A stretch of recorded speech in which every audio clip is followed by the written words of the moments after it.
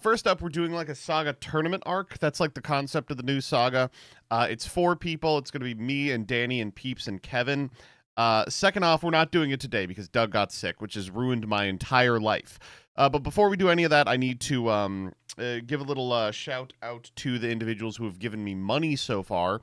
Saints fan 707, thank you for the 13 months. Crisis Crow, thank you for the 3. Shake Master Reagan, thank you for the prime. LQ2 Gamer, thank you for the 30. And Queso Jama, thank you for the 52 months in a row. Very appreciated. Wow, Farfa really hates you, huh? I thought it was all jokes. We have a plan for Farfa, too. He's going in the torture chamber. Elab, thank you for the prime. Yon Dora, thank you for the sub as well. 49 months in a row. Is there a way I can see my longest subbed person? It's got to be like Danny. How to see your longest sub Twitch. Go to your dashboard and check your subscriber list. Okay, I don't know how to do that. It will pull up an Excel spreadsheet. Here's my dashboard. Community, perhaps? No, that's my followers list. That might be the same thing, right? Oh, no. It's just, look at how fucking good Twitch is. I clicked followers list. It gave me literally just an unsorted list of all my followers. Oh, well, this is really helpful, actually. Oh, this is actually really helpful. Yeah, that's what I wanted. How about analytics? No, that's not it. Viewers? No, that's not it. Monetization? Subscriptions, here we go. Subscription names? No, wait, that's not it. Moderation? Settings? Wow. This site is really bad. You're telling me I've irrevocably tied my finances to this site? Yikes.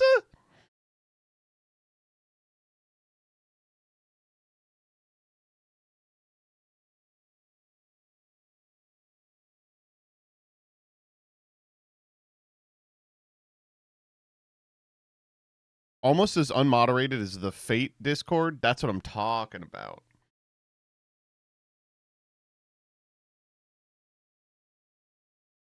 Go to your dashboard and download your subscribers list. They said that like that's something you just can do. That's I mean, not to be an asshole, but this is constantly how it is online, especially with these websites that are just totally changing their entire layout every couple of months. You get a thread from like 5 years ago and they're like, oh, just hit the button that fixes things. Or they're like, yeah, so they took the button that fixes things away 15 updates ago. Hey, Joseph, I can't see Vriska's birthday cake. Have you seen it? No, I haven't. But it's still a ways off. I do have some Vriska updates. So Vriska's had a runny nose for the last couple of days, and when little babies have a runny nose, it's kind of a problem because they're too stupid to blow their nose. So she just like will take a nap for an hour and wake up with like a gallon of snot on her face. And so we took her to the pediatrician today, and they were like, it's all good, but we're just gonna have to wait it out. Can you put the stream link in the Discord? Thanks. Hey, I actually haven't posted the stream link anywhere, so don't feel special. No one has this information. This is a secret stream, all right?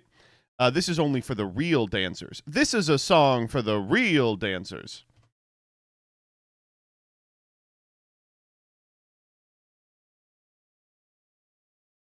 Tung tung tung sahur, tung tung tung tung sahur, tung tung tung sahur.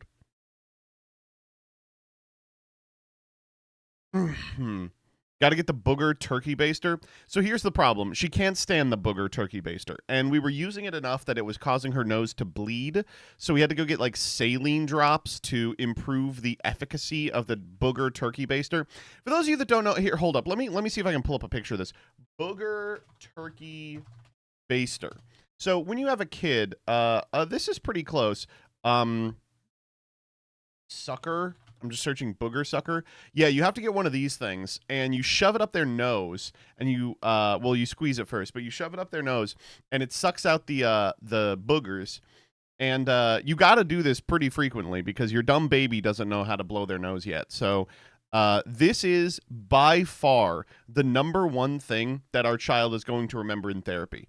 Like, they're going to have a recovered memory of having to deal with the booger blaster. They cannot stand it. This kid will lose their fucking shit if we have to use this thing on them, which sucks because at present we have to use it on them a lot. Don't they have a gentler version that's basically a snot dust buster? Yeah, it's this thing, right? I just don't trust it.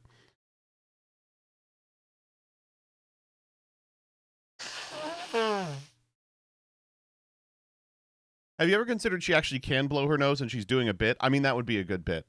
I remember, you know what's actually crazy is that my baby has learned how to blow raspberries. That's the current thing that's going on. Is I don't know how she learned this. It's starting to make me think that literally, like, before I had a child, I was like, it's 100% nurture. I don't think naturally human instinct teaches you anything, right? It's all like socially evolved, right? But after having a baby, I've done a 180 on that, and I think there are some innate human functions, and one of them is blowing raspberries. I don't know, like, no one has blown a raspberry around her. She does not, like, I don't know why she would ever know how to do it, but, like, this week, she just went, like, and decided that she really liked doing it. So for the entire week, she keeps, like, being like, and I'm like, no one's doing this to you. Why are you? I don't understand. She's going crazy with it. It's made eating really weird. We've also found a new favorite food. She's a big mashed banana girl. Um, but the thing about bananas is if you leave them out for even 1 second, they become poison. So she has to suck them up quick.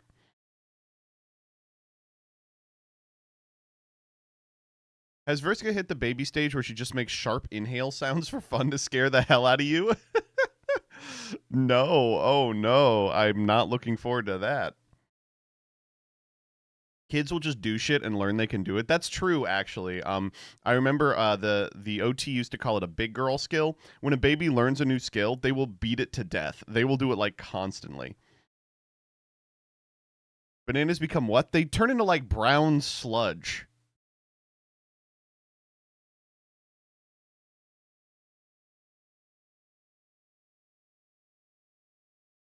No, we finally have the kids sleeping in a different room than us.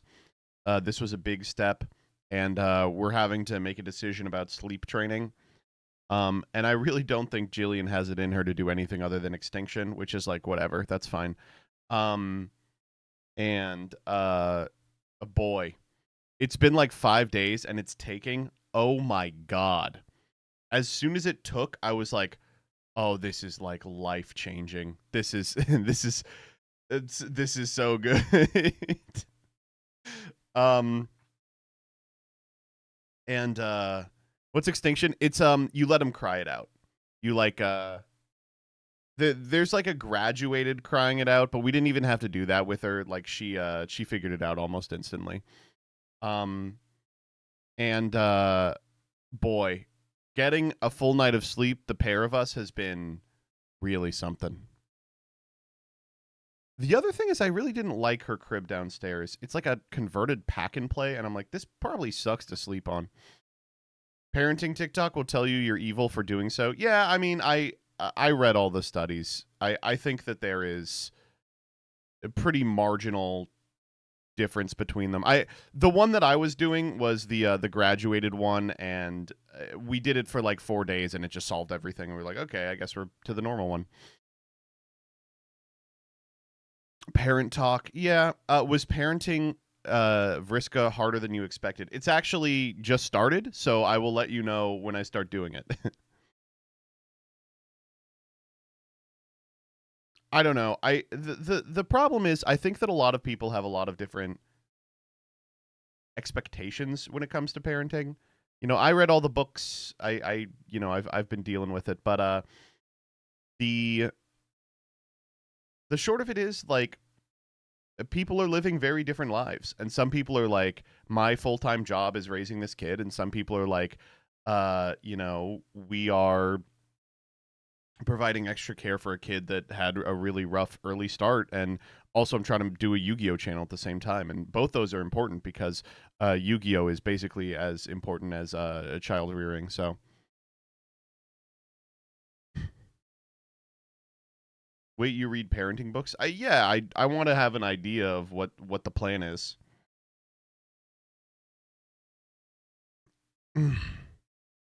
I will say this is going to sound weird, by the way. So you all have to be normal about it. But ever since we started feeding her solid food, her shits have started smelling way better. Because all we really feed her is bananas and potatoes at present, because she really will not tolerate the greens. We're doing chicken next week. But I don't know if you like a shit that is 80% yam is like, oh, that's actually not so bad. A shit that is 90% like solidified formula is like, okay, that's demonic.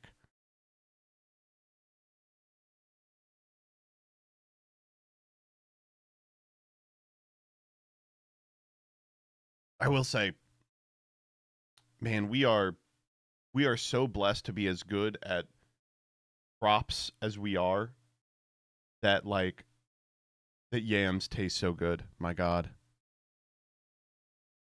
The moment you start giving more food, it will just start getting worse again. That's the thing, is like I'm really, really cautious about saying like, oh, this has improved, this is getting better, because like every book I've read is like, it's gonna get a lot worse. Like it will come and go in waves.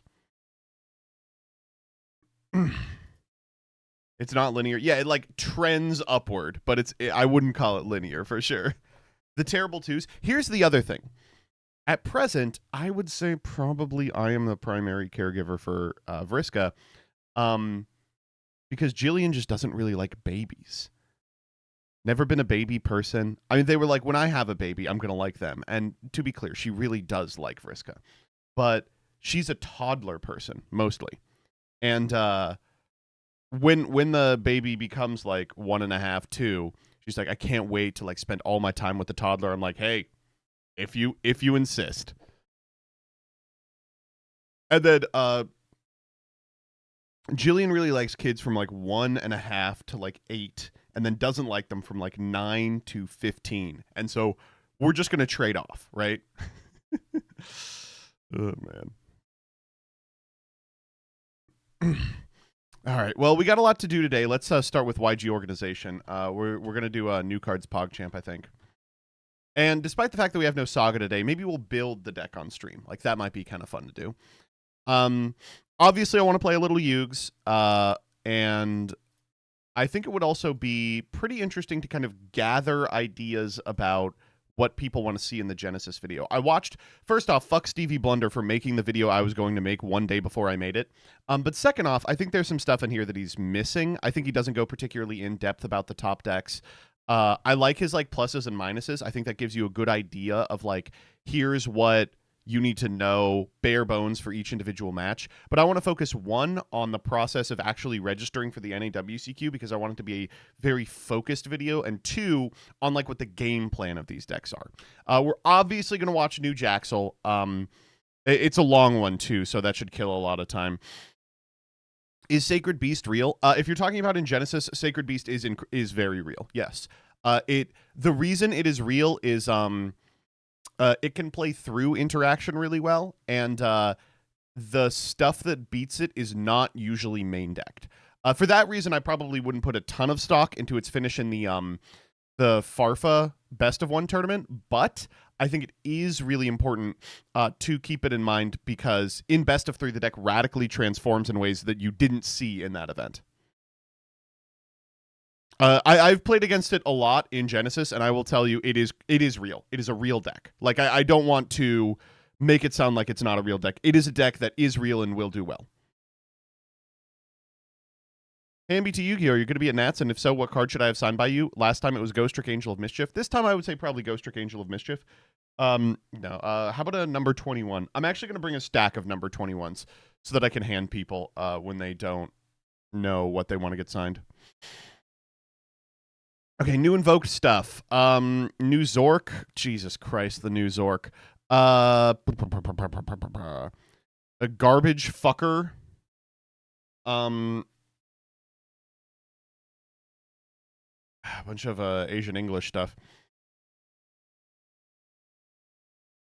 They should. I hate to be like this. YG organization should put the Asian English stuff in its own category. Like, I don't need to know that the Asian English format is now getting Melfi Rabby. Like, that is not particularly important to me. Does this have anything in it? The Joey? No, Joey fucking dies. Spell Power Attainment. Goemon. Correction of Theo realized lull. That's funny as fuck. Arm Dragon Punisher, and we did Coral Nectus. I thought we got a lot of new Goemon stuff. Is it just this guy, and we have the art for the others? Can Phantom Knights be good in the TCG? I will say, by the way, Phantom Knight is a deck I have zero play against in Genesis. It is just a deck I haven't played against. I don't know if it's good. I'm quite scared because I think it could be good. Oh, it's a Rush archetype? I'm killing myself. Dude, they will not let us have fun stuff. All right, ready? 3, 2, 1. And welcome back to another episode of Will of the New Cards. New Cards PogChamp, New Cards PogChamp. We've got a couple of them today. We're going to begin with this one. Database correction for Theo Realized Past Lull. Theo Realized Past Lull was previously printed as, if you control an Archmage, Doomsday, or Elf Note monster, you can special summon one Medius Appear from your hand or deck. It was supposed to be if you control an Archmage, Doomsday, or Elf Note card. This is good because as long as it said monster, this card was unplayable. Now that it says card, the card is also unplayable. No, it's fine. It's a fine card, whatever.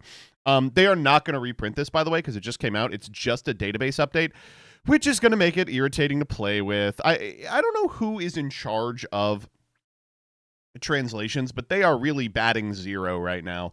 It is pretty embarrassing how many times this has happened in recent sets. Like, it's crazy that back in the day, the Ocean Dragon Lord Neo Daedalus was such a problem that they did a mail-in campaign. Now we're in the middle of a mail-in campaign for an overframe while they're fucking up another one after the set where they fucked up the Exosister. Like, come on, man. All right, let's go next. So we have to talk about this, the world's greatest gallant thief. Okay, so Goemon has made his way into Beyond the Brave, and I gotta tell you, this is a scary-ass card. Level 10 Wind Warrior effect monster, 25 2k. If you control no monsters, you can tribute summon this card face up by tributing monsters from your hand or your opponent's field. First and second effect of this card's name once per turn. When your opponent activates a card effect in the hand, graveyard, or banishment, and this card was normal summoned, you can negate the effect, and if you do destroy the card during the battle phase, you can reveal your entire hand, change all opponent's monsters to defense position. So, this is a really, really strong card.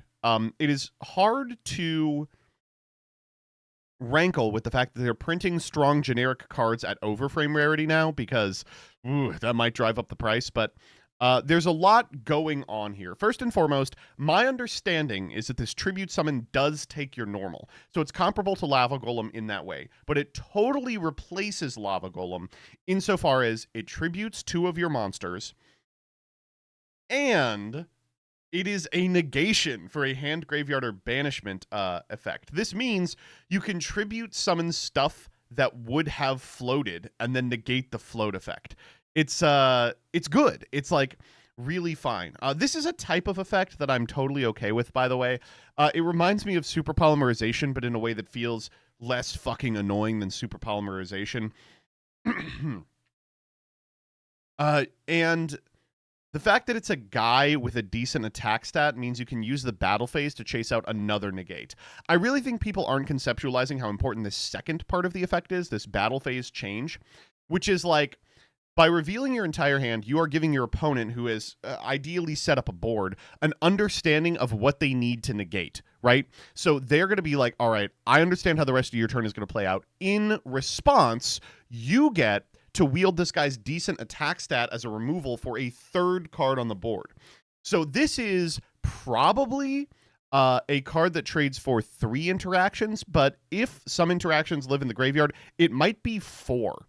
The very last thing I want to point out about this card is, if you are playing a long combo that can conceivably search this guy mid-combo, you can technically Use his effect to tribute summon him using the cards in your hand so you don't lose advantage on board, and then box out hand traps. That part of the card is a little toxic, and I'm a little concerned as to its utility. I think that the fact that it needs the normal and the fact that probably you'll have to search it, you don't want to go -3 starting with this, feels like it is unlikely to see a lot of play with that in mind. But if it is, it'll be toxic as all hell.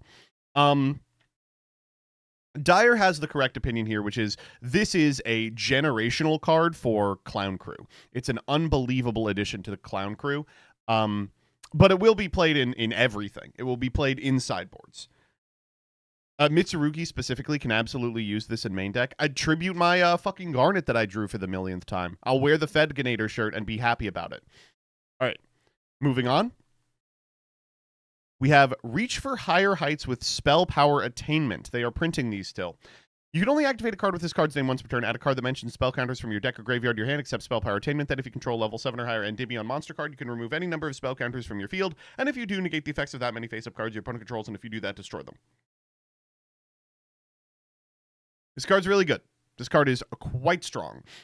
Obviously, the utility of this card is pretty pronounced in exactly Endymion, you know? But Endymion isn't a deck. It's a strategy that was playable upwards of 8 years ago now. But it's exactly what a deck playing those cards would need to be playable. There are so many good cards that use spell counters. Obviously, I'm thinking of Spell Power Mastery as a way to continue to add spell counters to your board. But obviously, it searches everything in the archetype because they can have spell counters on them. It means any limits that may have existed are now almost totally nullified, and it's not difficult to get a level 7 Endymion on your side of the field before activating this, but it means that like you can search this as part of a combo, then set it, then it's a negation that's also a Rhoda if you don't need the negation mode. It's really, really sexy, man. I really like this card a lot.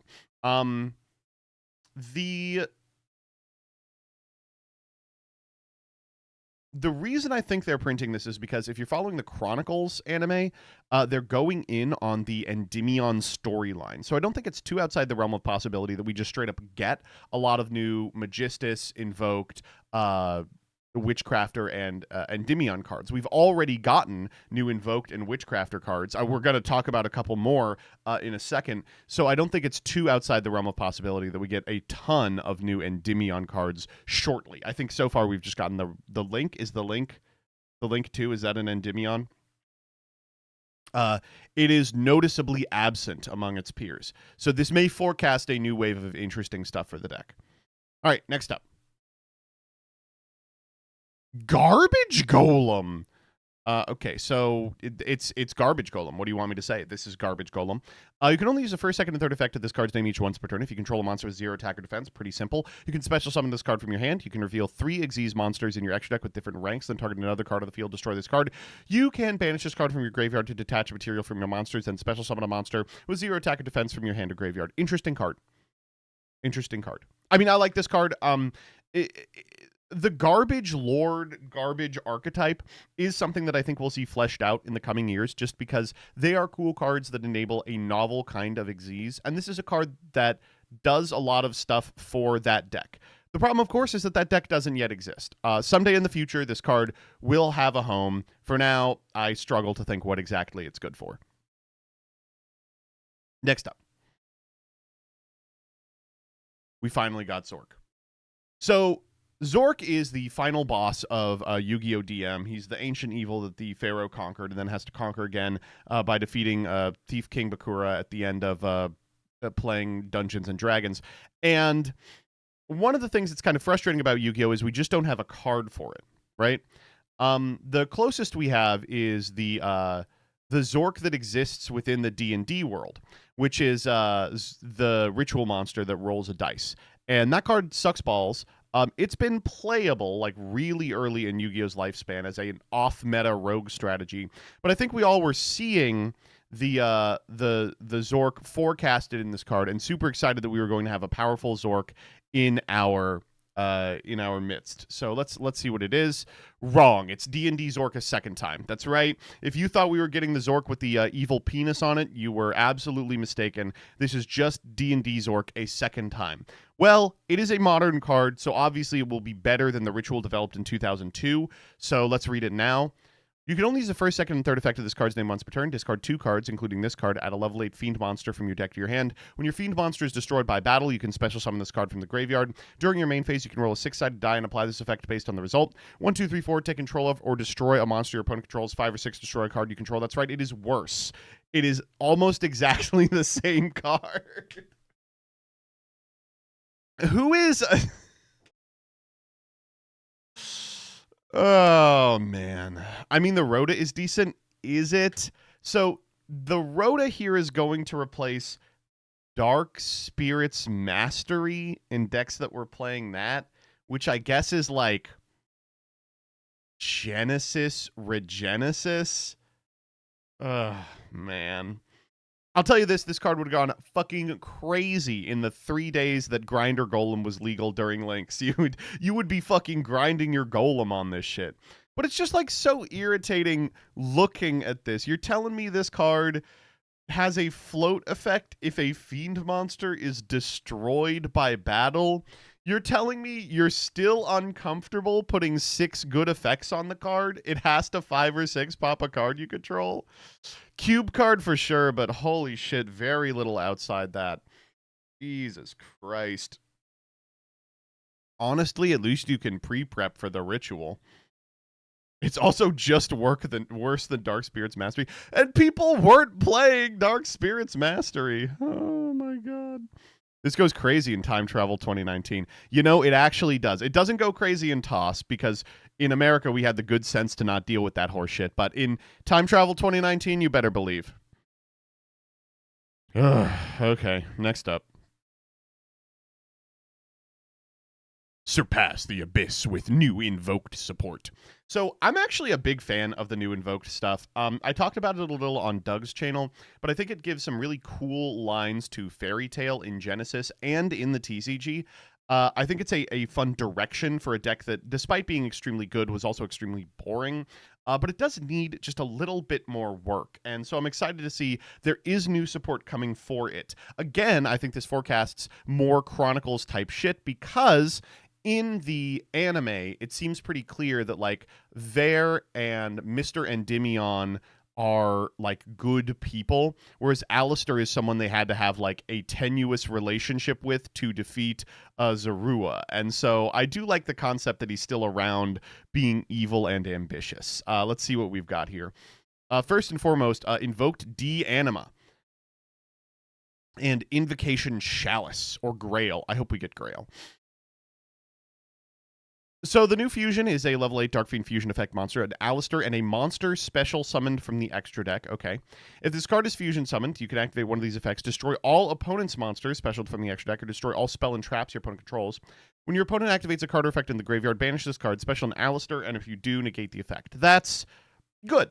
That's a good effect. I mean, it's a weird kind of novel form of negation. It's a mechanism by which you can blow up your opponent's spell traps, and by being an invoked that you can summon on your opponent's turn and just absolutely booty blast them. It is a really good Gamma Summon target. Does this work with Gamma Summon? I think it does, right? I like it. The spell is you can only activate one card with this card's name once per turn. If you have an Alistair monster in your field, graveyard, or banishment, activate one of these effects. Fusion summon an invoked monster by banishing a monster from your hand or field and one from your deck. Fusion summon an invoked monster by banishing a monster you control and a face-up monster your opponent controls. Sorry.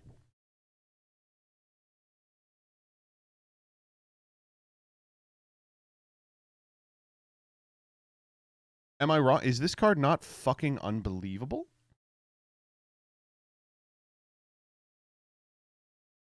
Like, I'm just thinking a couple of things it can do. You go, like, a new Alistair effect, grab this, banish Dormouse, banish McCourier. You got to hard open it? No, it's in it. Oh, my God. Okay, we've happened upon the problem here. So, the Alistair cards search Invocation. the card Invocation or a card that mentions Invocation. But this card doesn't mention Invocation, except in its title. Okay, I mean that's a pretty big strike against it, I'll be honest. It still reads crazy. It still reads exceptionally strong, but now that you have to open it and Away to Alistair, I'm a little less excited about it. Does title not count? No, title doesn't count, unfortunately. Banish McCourier, make Oceanos, search with Merc. Right. Banish Dormouse. Banish a Thunder Dragon. What if you banished Thunder Dragon Dark? How fun would that be? You know? It would be absurd if it is searchable. It's still very strong. Yeah. Does it mention Invocation in the once per turn clause? No, it doesn't work like that. I don't think that counts. Does that count? Surely that doesn't count. No, it can't mention the word Invocation. It needs to mention the card Invocation. There we go.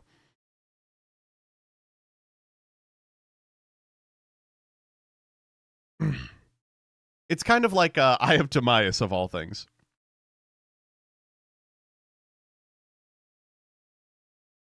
Ugh. Anyway, I mean, these are really good cards. I'm super excited about these. The new Invoke stuff is not bad. It's just a little low powered for the TCG. Thus ends New Cards PogChamp. It mentions Invocation in the flavor text. Yeah.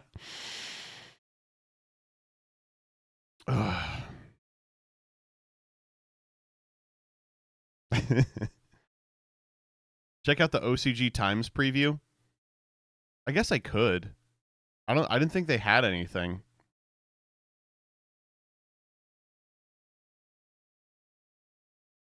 Oh, we didn't do New Dad. Holy shit, we haven't done New Dad. Oh my god.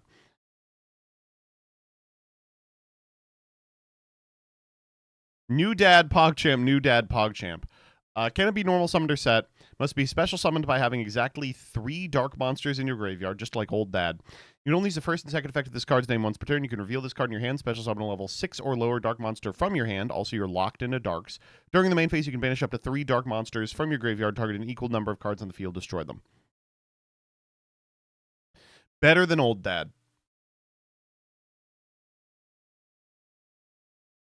But it's not a good card. Yeah. It's just an effect that we don't really need. There are some decks that can search this. It can't be normal summoned or set, so you can get it off of the new Jack Atlas monster, Crimson King.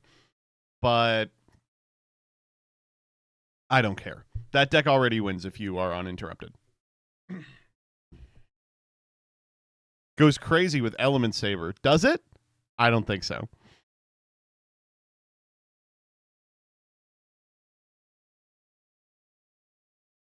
Crimson King needs a level 8? God, I hope that's not true. Hold up. This goes crazy in Edison. It does. Crimson King. No, I'm thinking of Crimson Blade Man.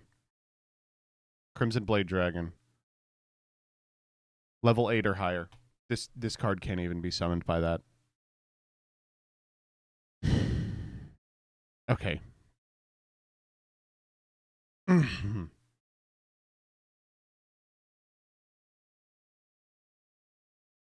Look at the official card game times. Why? Next time, Joe Nietzsche fucking dies. How to play Dark Time Wizard. Yeah, okay.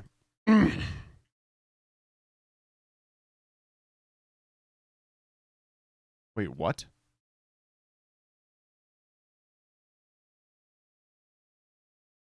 Huh? Why is he here? We're getting Umbral Horror support? Who asked?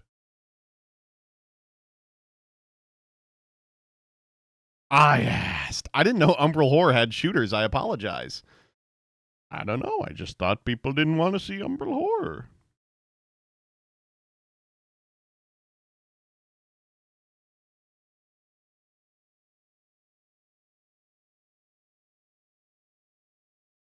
I am Kane. I am an asshole. Big Dylan's handsome, but he's not in control. They're gonna make the whole circus break.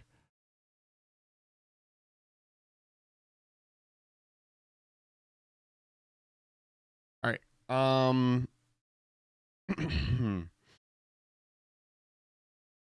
Dude, that was yesterday? No, that was a month ago. Fucking Europeans. Okay, next up. Let's plan the Genesis video. There we go. So for anyone who's considering Genesis at the NA WCQ, what would you want to see in a video? First up, yesterday's gameplay, today's Farfa meme. Feet? No, we're not doing that. So I think obviously like an overview of the format, right? Insofar as like just like explaining what is Genesis.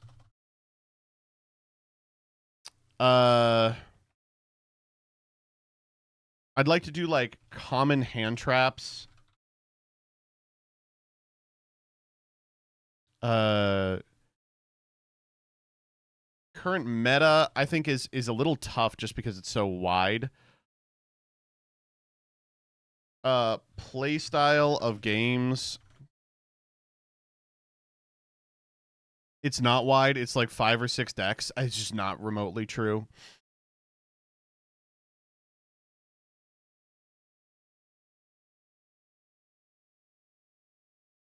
Despite what Mr. Blunder would have you believe, I think they actually logged the Farfa event. Give me a sec. Yeah. So, Blitzkrieg had what, 5 in the top 16? I guess that's as close as I would call something to like meta, but this is like 16 decks in the top 16. It's like 12 different decks. It's like, no. The meta's not wide. Anyway, Testina got 5th. Like, you are going to play against pet decks where someone just knows their deck better than you do. No teller is crazy. I'm a little surprised by that for sure. You're taking a YouTuber tournament seriously? What else are you going to take seriously? In fact, actually, current meta, what events you can draw data from?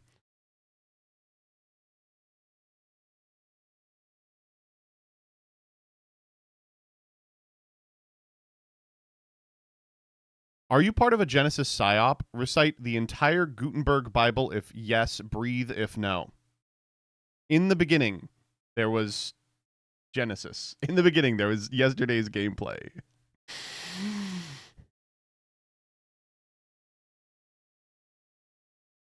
What's a Gutenberg Bible, actually? Gutenberg Bible. Is that like a German version of the Gutenberg Bible? And also, by the way, the Gutenberg Bible isn't like a translation, right? Isn't that just describing the printing system? I'm looking it up. All I'm seeing is Gutenberg. What is Gutenberg?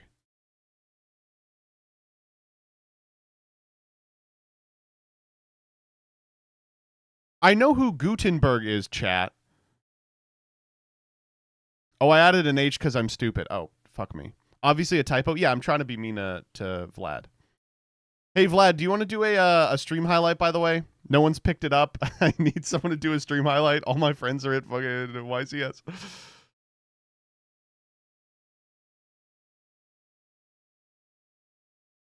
Damn, I would pick it up if I could. Back to fucking abridged. Whoopsh, whoopsh. Stream highlight for yesterday? No.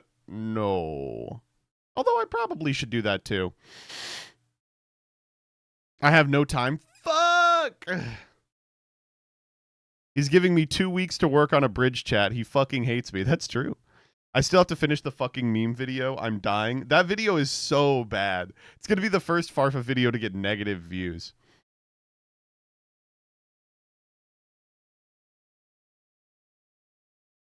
Capri says I could do it. I actually, I have an Isaac run I want you to do. Oh, this hero deck. Hold up. The FTK. When do I talk about the FTKs? Probably in playstyle of games. It'd be less of a shit show if Rada recorded his audio. Wait, so Rada didn't record video and also didn't record audio. So did he send you 0 files? Yes.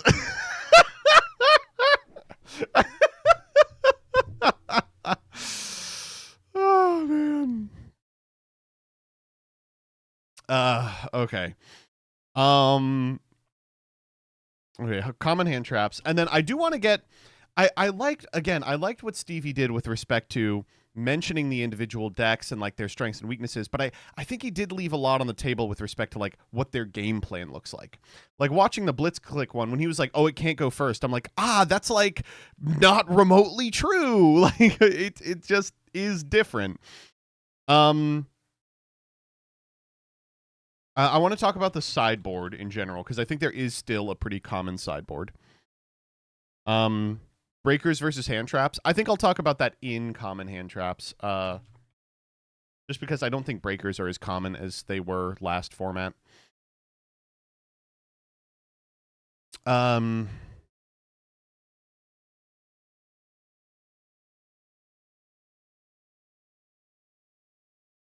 So I probably want to say Blitzkrieg.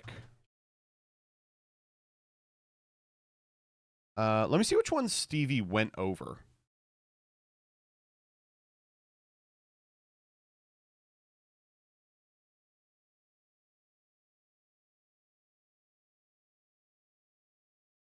Hey, that worked.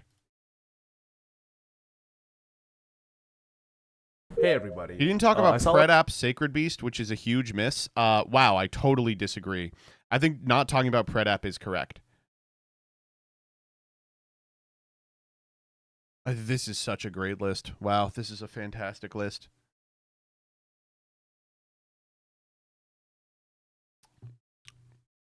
Although I think that Illusion Gate is a little optimistic.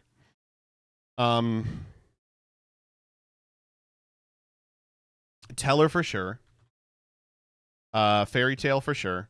I also think he has Blitzkrieg down way too far. I think it is like best deck. Melfi.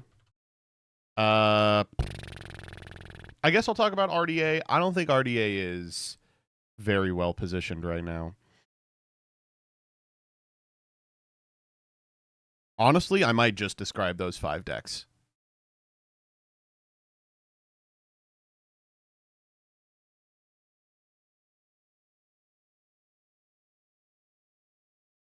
Rank 4 pile to talk about Dooms. I mean, 4 pile is just Teller.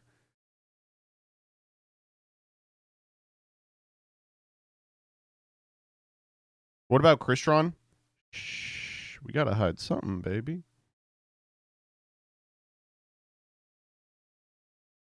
Maybe a shifter deck as well. I have a shifter deck. Blitzkrieg. No. What's the top shifter deck, do you think?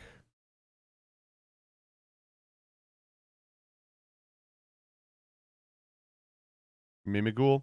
Dude, where is Mimighoul on this list? What the fuck? What happened to Mimighoul? Did they point something? Oh, it's at the bottom? Yeah, I see it. It's just dog shit without the birds. Just totally disagree. Just one person did well with the birds. 3 people did okay without the birds. They hit the birds. Oh, well, deck's dead. The real reason that it sucks is it has a bad blitz matchup. This list kind of sucks. I don't, like, here's what you have to understand with respect to a Genesis tier list. There is just not enough data to be able to conclusively draw conclusions, right? I think that he's done fine. I don't think that this list is too outrageous. There are things I disagree with, but, you know, I think he's done a really great job of identifying, like, the decks that are expected to be there. I noticed no Paleo or ABC. Yup. Keep noticing. And I also want to say Corey. Yeah, Corey shook up the meta so much. I do want to be clear about Corey. With respect to the FTKs, I want to talk about Teller and Hero and EM. Fuck Lieutenant Labcoat. My list, Dyer, I saw your list. I really can't stand it. Like, I think you are way, way, way off with respect to Melfi. I think you're way off with respect to Melfi. I think Melfi's a damn good deck. I want to be clear. But I think it has not only very specific weaknesses, it has some horrendous matchups. I will say this kind of gives the whole game away. I don't know enough about the deck. Blitzclick is like...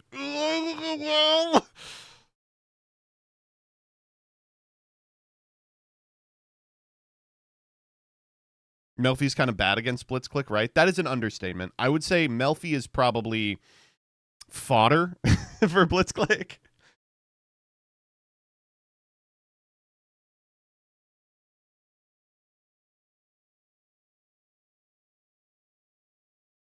That will surprise people. You're the only person who is talking about that deck is crazy. I don't understand why people aren't. Oh my god. That deck's really, really good. Okay, I do want to talk about like combo slop, and I'll put White Forest and Elf Note in this tier because I think they are functionally the same deck in that if they are uninterrupted, they win. Oh.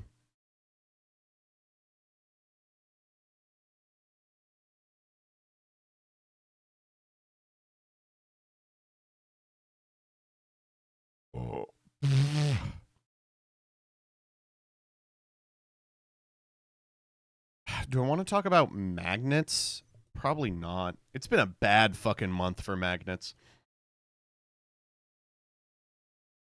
But Farfa told me this format was the same in advanced. Where are the advanced decks on the tier list? Well, Fairy Tale's there. Dark Lord is there. We're all playing Dark Lord in TCG. Pet decks. Expect over-representation with regard to lab,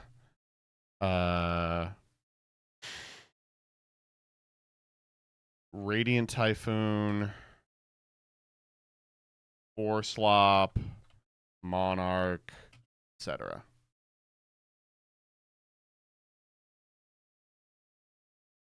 I think these 6 are probably what I would want to talk about.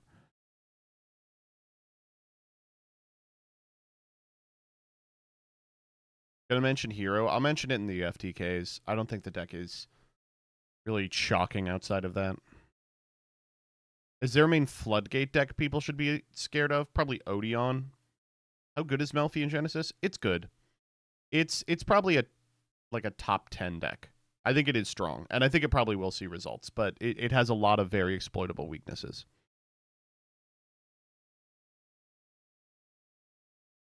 Odeon is so frustrating if you lose roll. A good Odeon pilot will really make your life hell. It's crazy to be like, Odeon is secretly just a combo deck, but it is.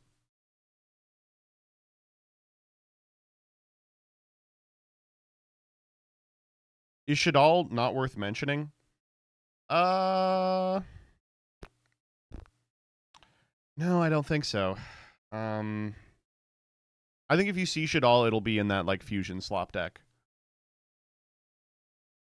How deep do you have to go down the tier list before you hit decks that can't win a premier tournament? Every deck on this list could win. I know he says can't for like I think if you move Mimighoul out of can't, the can ones can't, but every deck on here could win.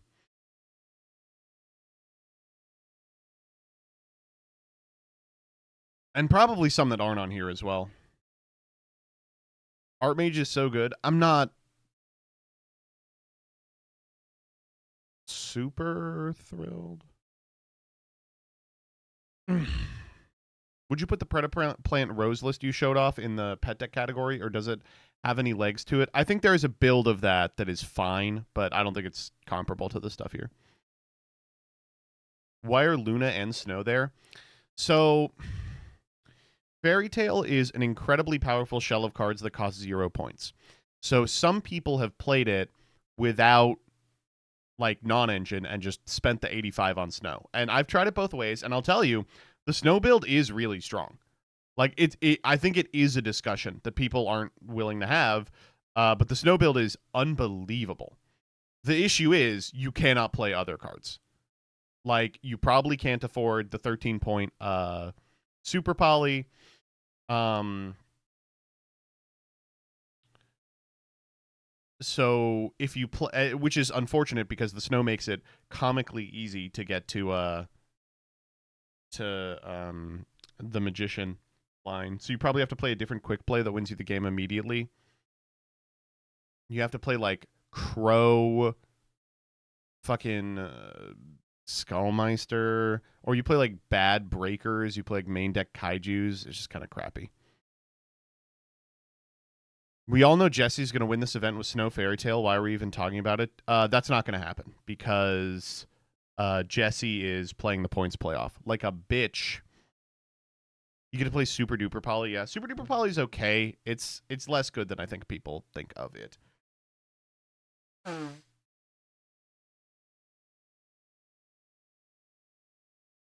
Do you know about the heavy polytech? Yeah, I'm glad they put some points on it. He talks about this. Talks about Blitzclick. Most of the hand traps that beat it in Advanced don't exist in Genesis. Like Dark Hole. This fucking deck. Of course he's got his own build up here. This deck is abysmal. Sorry, abysmal in that it exists. It's definitely a good deck. Whew, don't love that.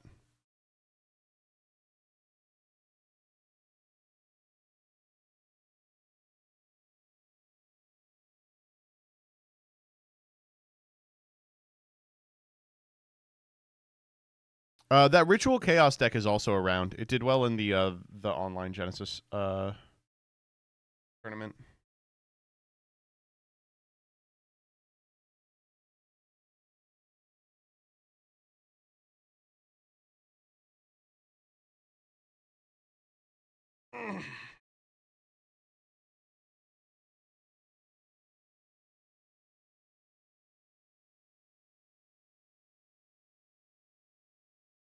I thought that was so pointed it wasn't worth playing. Me too. It was wrong. I can't believe I thought that. Here, hold up. Let me pull it up. What's the fucking Genesis Weekly person's name? Hazel. Hazel the Joy. I will finally fucking follow this person so I can get my Genesis fix. All right.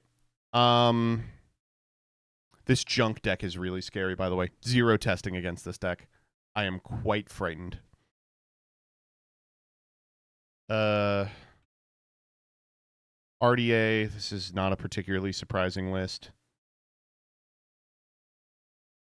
Except for fucking, what is that, Scarlet Security? Okay. Yeah. I can't believe they got away with this.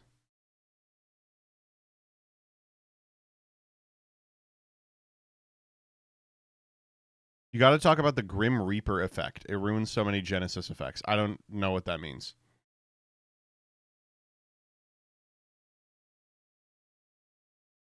WTF is that 40 trap? Mind Shuffle. I was hoping that if this deck existed, it would not be playing Mind Shuffle. Somehow they have figured out a way to play Mind Shuffle and 3 Fuelos in the same deck. Fuck me, this is pretty scary. I have Truth, by the way.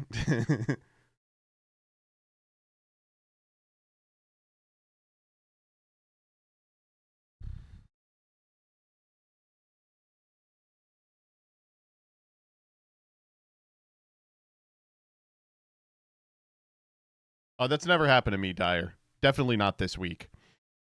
It's because of Bone Archfiend. Yeah.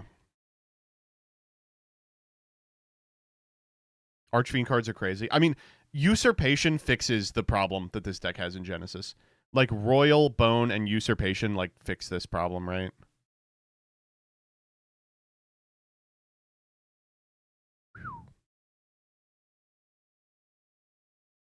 Nice. Duke Dump Chaos is insane. Yup. Yup.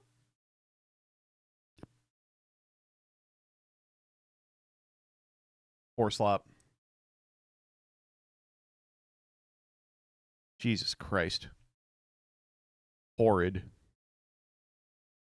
I want to look at the one last week, too. Blitz. This is a pretty bog standard Blitz list. Typhoons in the board. Get excited for that, by the way. Melfi looks also pretty normal. I like the Book of Moons. That's cool. One Pair Bear feels wrong. This was during the period when we couldn't decide if we wanted to play the minigame or not.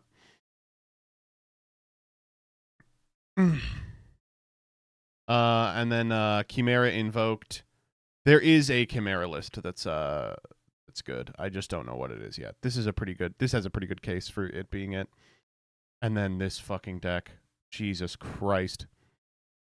Big day for Gray Layer. If I have to play against this, I'm just going to scoop. Oh, that's Cannon Soldier Mark II. Oh, that's Cannon Soldier Mark II.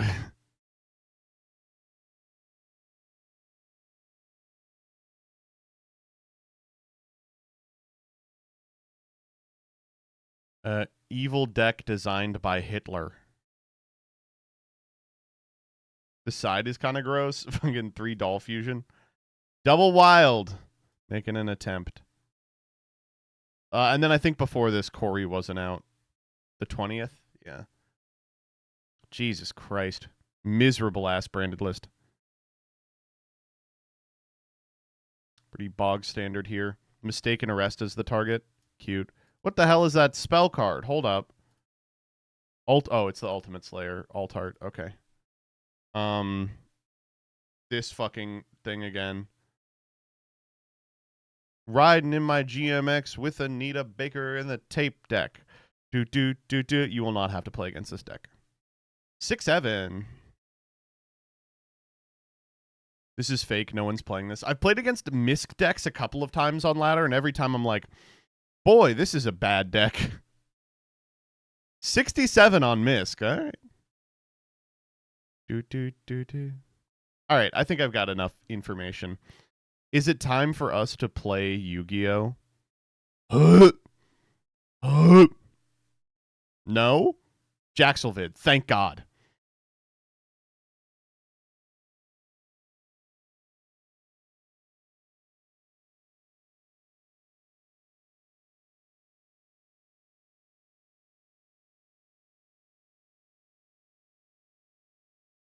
I ate so much fucking shit on the 4th of July.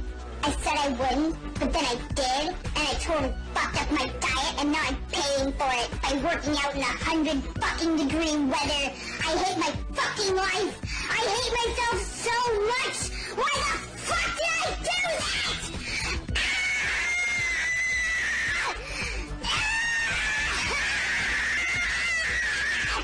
What a bitch!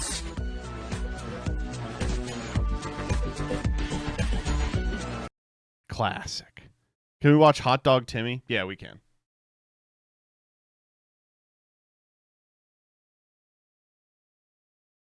This is probably my most quoted video to Jillian of late. Well, we're already at lunch and Timmy, I got your blood work in, and I have a couple of questions. Okay. Just about how many hot dogs do you eat a day? How many hot dogs? Yeah. Geez. I don't know. I mean, some days I could eat a couple, and some days I don't eat any. Okay. okay. Well, let's just say for an average, take your whole week and try to figure out what your daily amount would be. I have no idea. Just try. Okay. On a whole week, average per day would be 7? Something like, I don't know, 7? 7 hot dogs. 7 hot dogs 7, yeah. a day.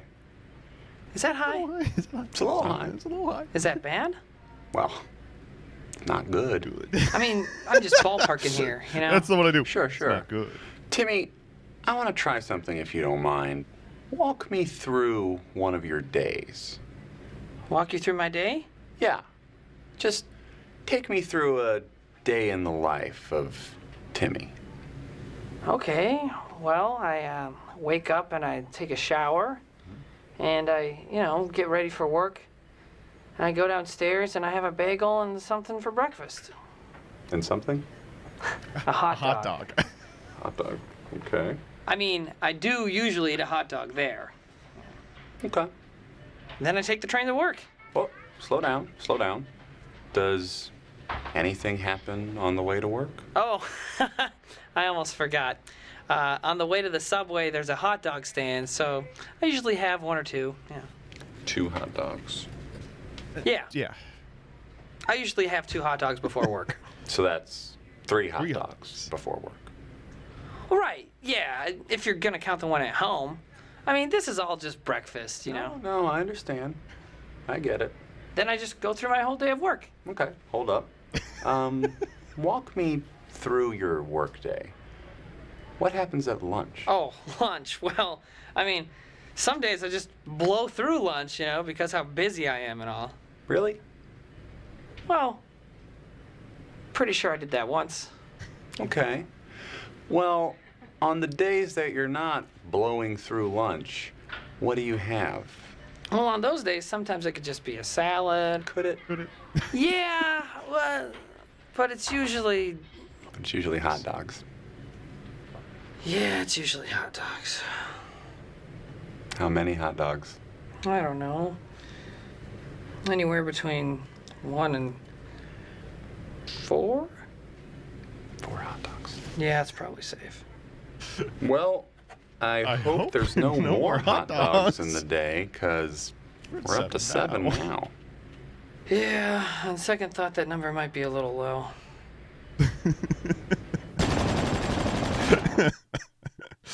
Oh man, it's one of my favorites of all time. If you're gonna count the one at home, oh man, it's actually been forever since I had a hot dog. Jillian hates hot dogs, and so I never get to make them. I remember one of our biggest fights as a couple was like I was craving chili dogs, so I made chili dogs. I was like, let's just have chili dogs for dinner, and she's like, okay. And so I made them, and she was like, oh, I forgot. After I made them, she was like, I forgot to tell you I can't eat hot dogs. I was like, what the fuck are you talking about? She's like, yeah, I can't eat hot dogs. I'm like, why didn't you tell me that when I was making the chili dogs? She was like, I don't know. And at the time, she had been eating just rice, like for every meal. And I was like, do you want me to make you like some fucking rice? And she was like, I guess so, yeah. And I was like, it made me quite mad. They need to make veggie dogs. I have eaten pretty much every veggie dog. There are not yet good veggie dogs. That's what I'll say. There have not yet been good veggie dogs made.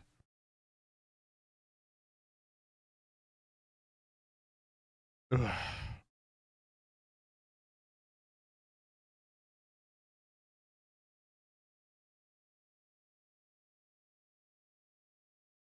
Turkey dogs are the closest that are edible. Are you a Costco hot dog kind of person? No. Chicken kind of best fake meat so far. Yeah, the chicken dogs are not bad.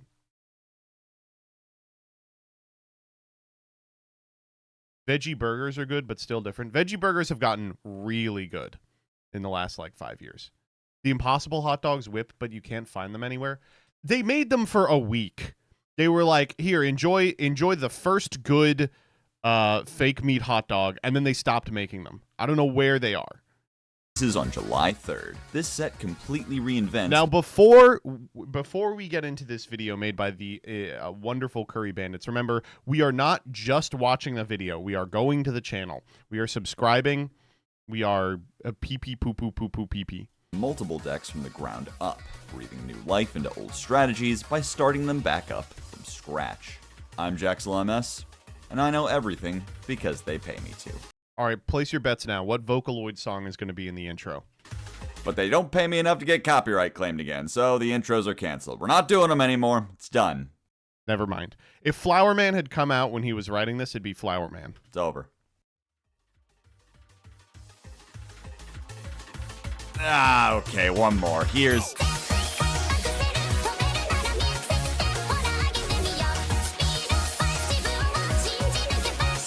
You lie! You literally lie!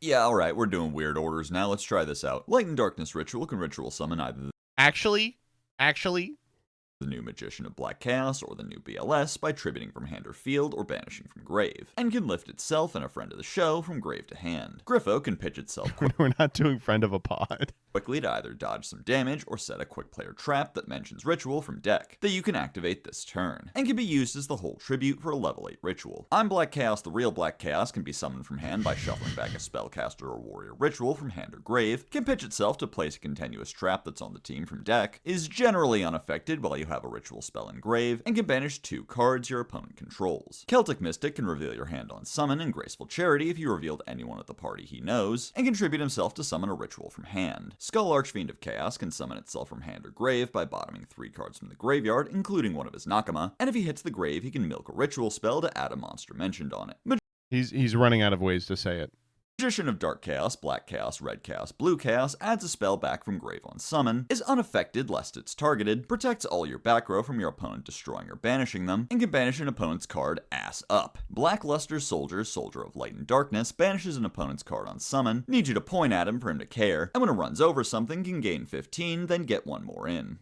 When did this become a canonized Blackluster Soldier effect, by the way? So frequently, Blackluster Soldier now has the effect where it's like, it will now gain 1,500. I guess it's supposed to be the fixed version of Envoy? Chaos Magical Hat summons 3 back row from deck as level 8 normal The Link 3? I'm talking about pre-Link 3. Why was that effect on the Link 3?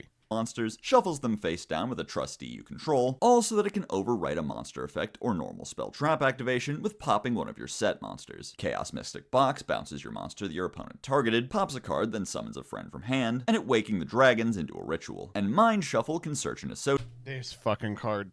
associate, then pitch a card, and every time your opponent so much as breathes, you can swap a level 7 or higher monster you control for a member of the council from hand. And yeah, fuck it, while we're here, Ragged Record of Rights reveals a ritual spell from hand or deck to search any monster that mentions it. And if a ritual leaves the field by card effect and you control nothing but rituals, it can come back to hand. There's more than meets the eye to this deck, with a lot more under the surface once you really dig into it. Like that Deltarune Chapter 5 trailer, presumably because I'm writing this before the chapter comes out, That's why it wasn't Flower Man. though I'm completely powerless to stuff this video full of references to it because my life fucking sucks. Griffo and McLovin can both set up Mind Shuffle, turning on what's basically your entire resource loop for the remainder of the game. Shuffle can maneuver Archfiend from the deck to the hand of the grave, so you can not only search one of your ritual monsters, but also dump the spell, which can just lift both of them back to the hand, so you can banish whichever starter you pitched at the beginning to summon Bald Rachel, Chaos, Bald Chaos. Then, as soon as the start of your opponent's turn, you can shuffle another Griffo to hand and pitch Archfiend again so he can search Soldier, turning on the eponymous Mind Shuffle technique of switching back and forth between Black Chaos and BLS whenever one of them is targeted or your back row is threatened and you need Black Chaos to protect it, or to use BLS's Banish as your main interruption. The Griffo you searched can also get you Hats as an interruption, although that can be a bit of a last resort since flipping your ritual face down will turn the shuffle off. But there's a segue into talking a bit more in depth about Griffo, who on turn 1 does mostly the same thing as Black Chaos Man, setting up the Truffle Shuffle, and although it is great Black Chaos went to the Crimson Blader school of choosing not to be a brick, Griffo being a quick effect gives it several great applications. For one thing, you can use it in your draw phase to set a trap you can activate while still in draw phase, so you can search Archfiend and then Black Chaos without there ever being an opportunity for your opponent to droll. That's kind of sexy. On the other side of things, Griffo also can be searched, and thus kind of play more into Droll, but in exchange you get to play certain cards as starters that add a lot to your options. Since it's a low-level fiend, you can search Griffo with Crimson Call, which of course is only worth talking about as an extension of Crimson King. Crimson King just needs a Dark non-tuner, so you can get your engine online with just Fallen of the White Dragon. Awesome. So you can go in on a simple branded engine with just high spirits and F&V, or expand it to be able to use Albaz on your opponent's turn. As added synergy, this engine giving you more good spells to run through gives Black Chaos better targets than just the Ritual or maybe Ragged or Called By. And then there's of course the hot topic of the day, turn 0. Using Griffo on turn 0 to set Mind Shuffle doesn't present interruption on its own, but in tandem with a level 7 or higher monster that gets on board, you can use BLS immediately. And lucky for us, we don't have to wait for Nibiru to come back in fashion, since this main deck focused Ritual deck with ties to a Synchro engine that can fuse but isn't married to it can play Harmonia. Yup. So your main starter that plays around Droll better than any of your other starters also can add an additional banish to Harmonia while looping the Harmonia back to hand to use again. And also randomly he can win against FTKs. But you want to talk about Okay. main deck focused Ritual decks that can play Harmonia, let's pivot to a real quick discussion Oh! of Mitsurugi, which not only gets to play Ragged by revealing Mitsu Ritual, which is mentioned on all 3 of your Ritual monsters, but also can utilize Archfiend to mill Mirror and search Habakiri, a starter play you can get to consistently through a Fiendsmith Area Leader line. But bear with me as maybe we can engage in a bit of speculation, something I personally haven't seen any talk of in the OCG. In the stage of the combo where you normally get Magician of Black Chaos, there's nothing that precludes you from getting any other rituals so long as when all is said and done, you'll have a level 7 or higher on board for Mind Shuffle. So technically, this pivot point is a perfectly fine time to introduce a full Mitsu combo to this deck from which you can bounce the mostly vestigial Habakiri on board for the BLS banish. Huh.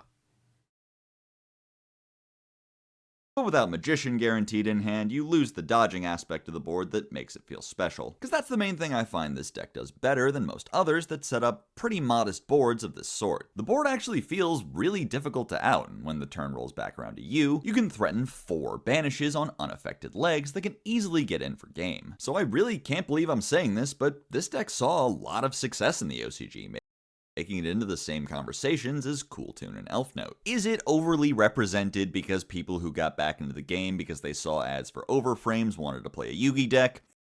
Yes. Maybe. But Maybe. usually when a million people Video play Dark Physics. Magician, they pretty much all just lose together as a unit. So this deck, like Blue Eyes last year, is at least doing something right.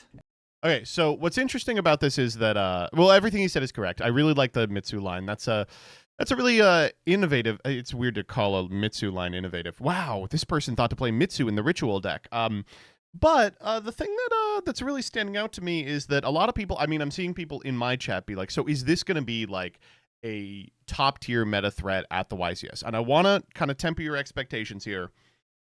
No. No, it won't.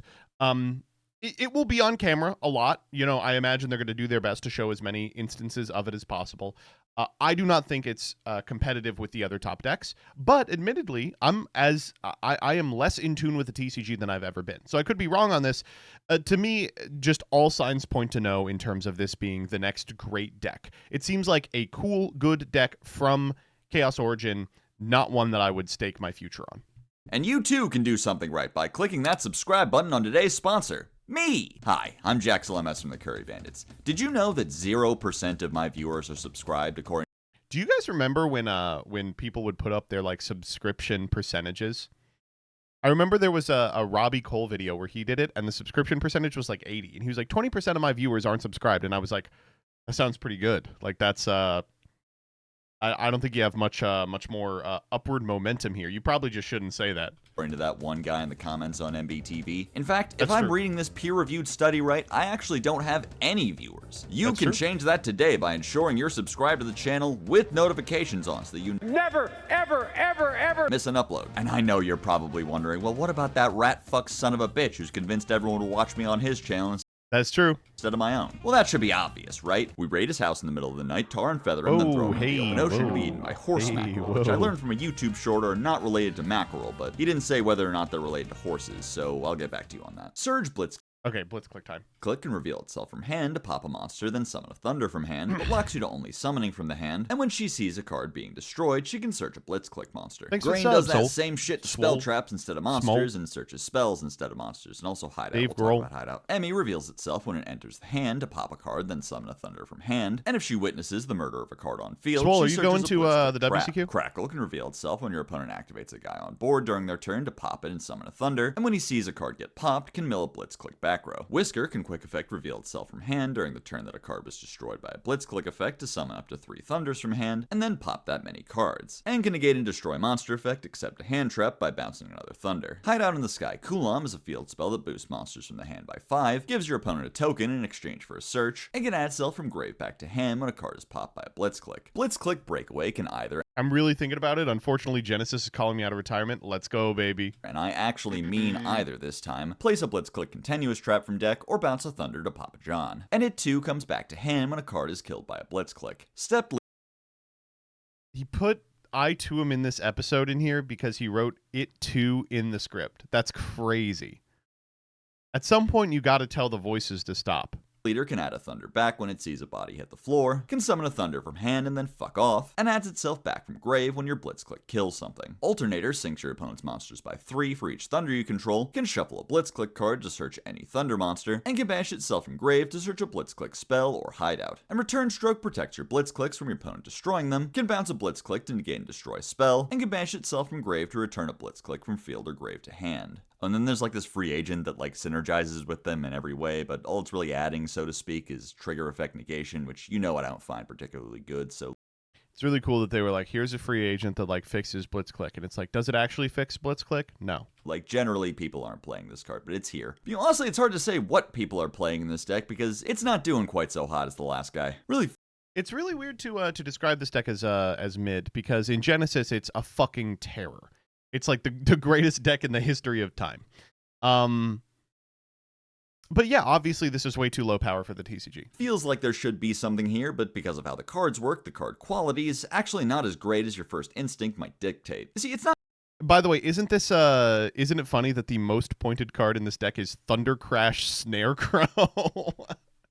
This is 0 points and Snarecrow is 1 billion. Okay, to be clear, 2 of the cards in this 3 are pointed. I think Surge and Crackle are both at 4. not that weird that the cards all pop then summon so that their second effects can't all be triggered by their own summons destroying a card, but it does create the sort of built-in issue of every card needing another card to enable it, and thus the deck has no one-card combos. But with so many of the cards representing removal and or disruption, you can at least play a high enough density of engine to get a little more going than just Crackle Pass. With Hideout, you can put a target on board for both Surge and Grain while searching whichever of the 2 you don't already have. By summoning the Hawk 2 of them in sequence, you can start a chain reaction whereby you can search Emmy, whose summon will trigger Grain, to search Breakaway, which can place Alternator, and Brief Detour. It's around this point you'll need to shuffle back a card for Alternator, and what luck, Hideout just added itself back to hand. But despite every card that searches Blitzclick spells also searching Hideout, including Alternator, Hideout is not a Blitzclick card, and this one interaction here is kind of the only thing which cares about it, which is bizarre enough that I can't even fully fault YCS bridesmaid Lucas Sacco for not noticing that. This guy seriously thought he could take LeBron. Anyway, the real meat Oh man, did he upload a combo video in which he was like, and now you shuffle back Kowloon? Yeah, it is pretty shocking.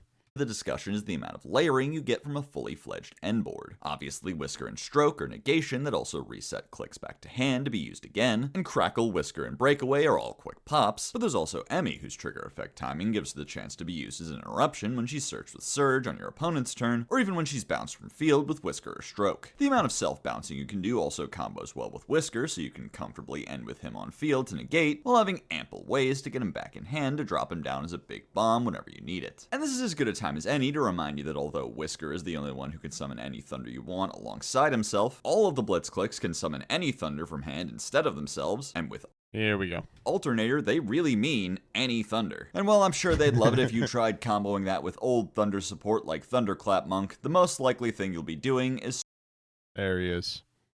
There he is. searching and summoning Ryo as a floodgate. You can even do this mid-chain by using a click and chaining Alternator to trade it for Ryo. But if you do draw the Ryo, you can even do this as early as turn 0. Yep. If there's one upside to the Genesis build of this deck, it's that because Ryo is at 20, you can't max out on him and just randomly end up with a Ryo on turn 0. Like, I've seen a lot of people playing triple Thunderclap Monk just because it's free, and like you can go like Thunderclap Monk turn 0, and that is really powerful. I want to be clear. With Crackle being a raw quick effect on your opponent's turn, you can use it to kill an opponent's guy, and then surprise them with their turn being over. If you use Crackle in response to a monster that would search, Ryo will hit the board in time to stifle that effect on res. But Crackle turn 0 also works really well with Whisker, who can come down at any point after the Crackle pop to pop at least one more card, and then bounce Crackle and negate. But extend that further and imagine you also drew Emmy. Now you pop 2 with Whisker, then bounce the Emmy for the negate, triggering her to pop. Or with Surge, when you negate and destroy, Surge will see it and trigger to search Emmy. All these This is why I'm always weirded out by the people being like, oh, there's no really turn 1 play for Blitzclick. It's like, just think of their turn 0 plays. Like, if your turn 1 play is set Alternator, you are kind of favored if your hand looks like Whisker Emmy Crackle, right? options in addition to the fact that Whisker can pop up to 4, possibly even 5 cards depending on how many Thunders you've drawn. A question that starts sounding a lot easier to answer when you factor in Mulch armies. So while this deck does have the limitation that it's only as good as the amount of engine it can draw into, the amount of results that yields does at least stack up quickly. Melfi Rabbies is a Okay, speaking of decks that are good in Genesis, I mean, this is kind of this, not to talk about Genesis every time I get in front of a camera, but this is the sell of Genesis. Like, we just spent 4 minutes talking about a deck that will never appear in the TCG. But you have to know the ins and outs of it if you want to play the other format. Same with this one. No one's going to play this shit in the TCG. tuner that can summon itself from hand when I'll your take opponent this ass in Genesis too. summons, then fusion summon a Melfi, and on summon can search a Melfi monster, then vomit all the beasts from your hand onto the board if you searched a vanilla. Melfi Footsteps searches 4 Melfi monsters, then ends your turn, and locks you to Melfis, and can be banished from grave to add a Melfi card back from grave and bottom another one. Melfi Playtime Surprise bounces a Melfi from field or grave to fusion summon a Melfi, and if you control a Melfi Xyz, you can banish it from grave to make extra deck Melfi monsters unaffected this It was cool they gave us a bad one. turn. Melfi's Joyful Surprise is a fusion of a Melfi and a beast that can bounce an equal number of Melfis you control and cards your opponent controls on summon, and when your opponent summons or attacks him, you can drop its level by 2 and reborn a beast. And Melfi God Mommy is an Xyz you can put on top of Mommy. Nobody say need. Nobody! Genesis is the underused to the overused tier that is advanced. Competitive Pokemon lingo. No, that's wrong. Advanced is Ubers, and Genesis is OU, in that it's way better and more popular. Nobody! Searches a Melfi back row on summon, gains attack equal to the stats of all the little guys under her, Nobody! and can detach 5 to bounce your opponent's entire field. Edison is what? The people who are still playing, like, Gen 1. What was that? I did like a, as part of the subathon one time, someone taught me Gen 1 pokes, and I was like, this is fun as fuck. Alright, you all know me, know how I make my living. In 2020, I solved Melfi to the point where I seriously believed that in the hands of the right pilot, which as we all know could only possibly mean me, the deck had what it took to actually compete in a tournament setting. And then my round 1 was Guru. So that was the end of that talk. Point being, I think if nothing else, I have the most experience with Melfi out of anyone in the known universe. That's And these probably cards are, honestly, kind of uninspired. Is that the right word? Rabbies attempts to be an in-archetype starter by giving you a way to make a rank 2, but that way requires you to play Rabbi, and we're not going to do that. God Mommy tries to do a Charlemagne-style quick fix to make Mommy a playable card, but pretty much all it does is the same thing Forest could, and then maybe swing for a little more damage than Joyous. Rabbies to summon Surprise is kind of exactly the same as Penny to summon Mary, so yeah, a lot here that feels derivative, but there's still some things worth taking interest in. Footsteps is now your go-to search with Forest, as it gets you to Wally Footsteps all the is crazy. same, but also Puppy, Caddy, and even Penny in hand, so that basically from the moment your opponent first summons, you'll have access to everything the deck is capable of. With Rabbies, you now even have a good in-archetype search for Caddy, with Penny already covered, one that isn't even necessarily a brick, since it can at least Stratos for Wally. The Quick Fuse does do some things that the Quick Synchro plays never had access to. Since Rabbies doesn't need to use himself as material, you can use 2 other materials and then leave him on board as one of the targets to bounce for Surprise, easily recurring him to use later. And with Surprise's second effect, the next time your opponent summons, you can reborn a Kalantosi you used as material for him for yet another pop. But I'm sure you've noticed the pattern here, as that timing is the biggest thing Rabbies has over Penny, since triggering whenever your opponent summons can be done as early as turn 0. Are there any other turn 0s I need to know about? Anyway, while a bounce isn't really all that interesting of a turn 0 play, Regina. The volatility of Surprise's Regina. second effect gives you some capability to do way more than that. By fusing Rabbies with Wally in hand, you can bring Wally back on your opponent's next summon, trade Wally for Puppy and Catty on the next one, and so on, practically comboing off next to your opponent until on their fourth summon you can get to Kalantosa and Penny for some extremely disruptive options. Fusing with Puppy will let you kind of do a similar thing because Puppy can of course summon Wally, but it'll take longer, Part you of a don't lot get dire. Kalantosa, all that stuff. And then fusing with the Callie in hand does get you a pop at least, so hey, not as much of a brick, right? But these cards don't actually address a lot of Melfi's built-in issues, like relying a little too much on your opponent giving you good windows to fire your tagouts with their summons, and their best starters still being prehistoric gamers like Nimble Beaver. This thing is bait and no one can convince me otherwise.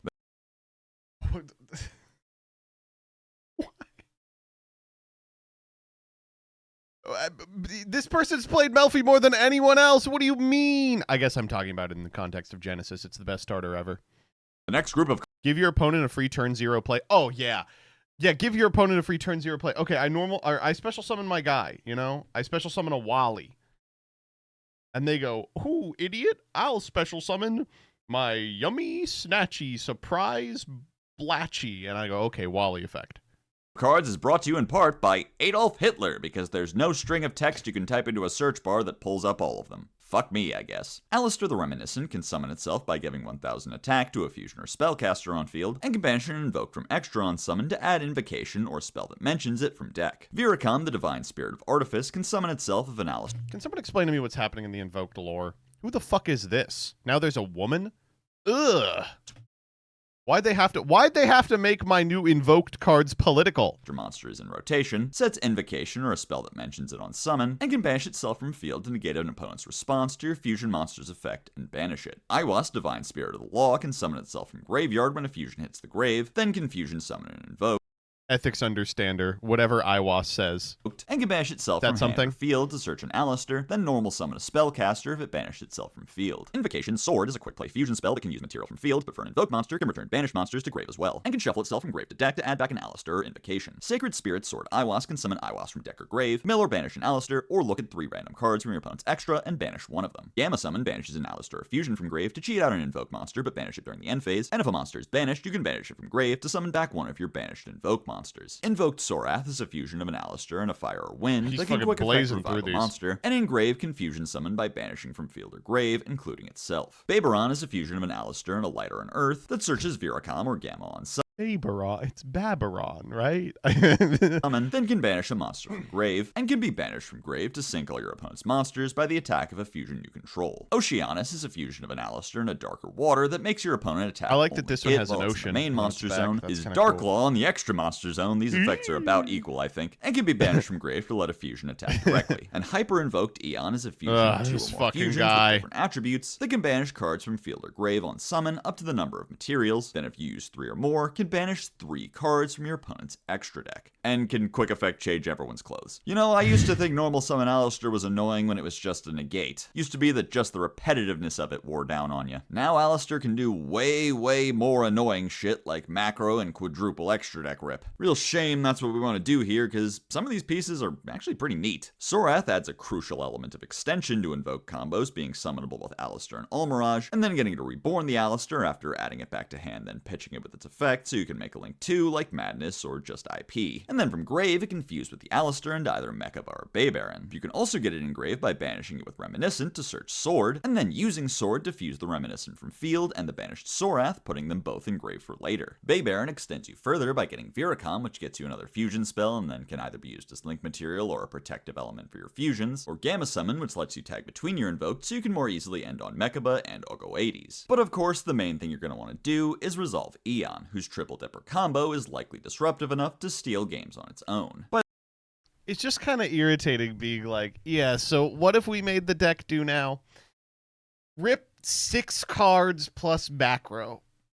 Oh, well, what about the backup plan? Oh, that's just Caliga.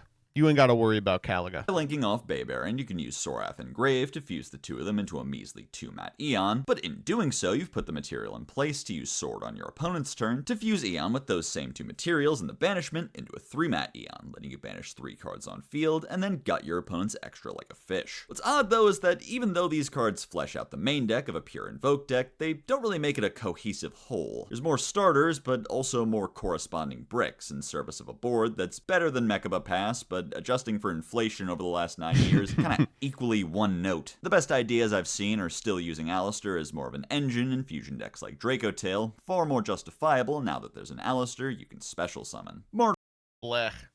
of the Sacred Beasts can place a Sacred These Beast cards are field so spell or interesting. continuous spell trap on summon, can summon 2 more of himself if you control another Sacred Beast monster, and comes back to hand during your opponent's end phase if you have a level 10 Sacred Beast next to it in grave. Summoner of the Sacred Beast is a Thunder that can reveal itself I didn't even know the creator was part of Sacred Beast, by the way.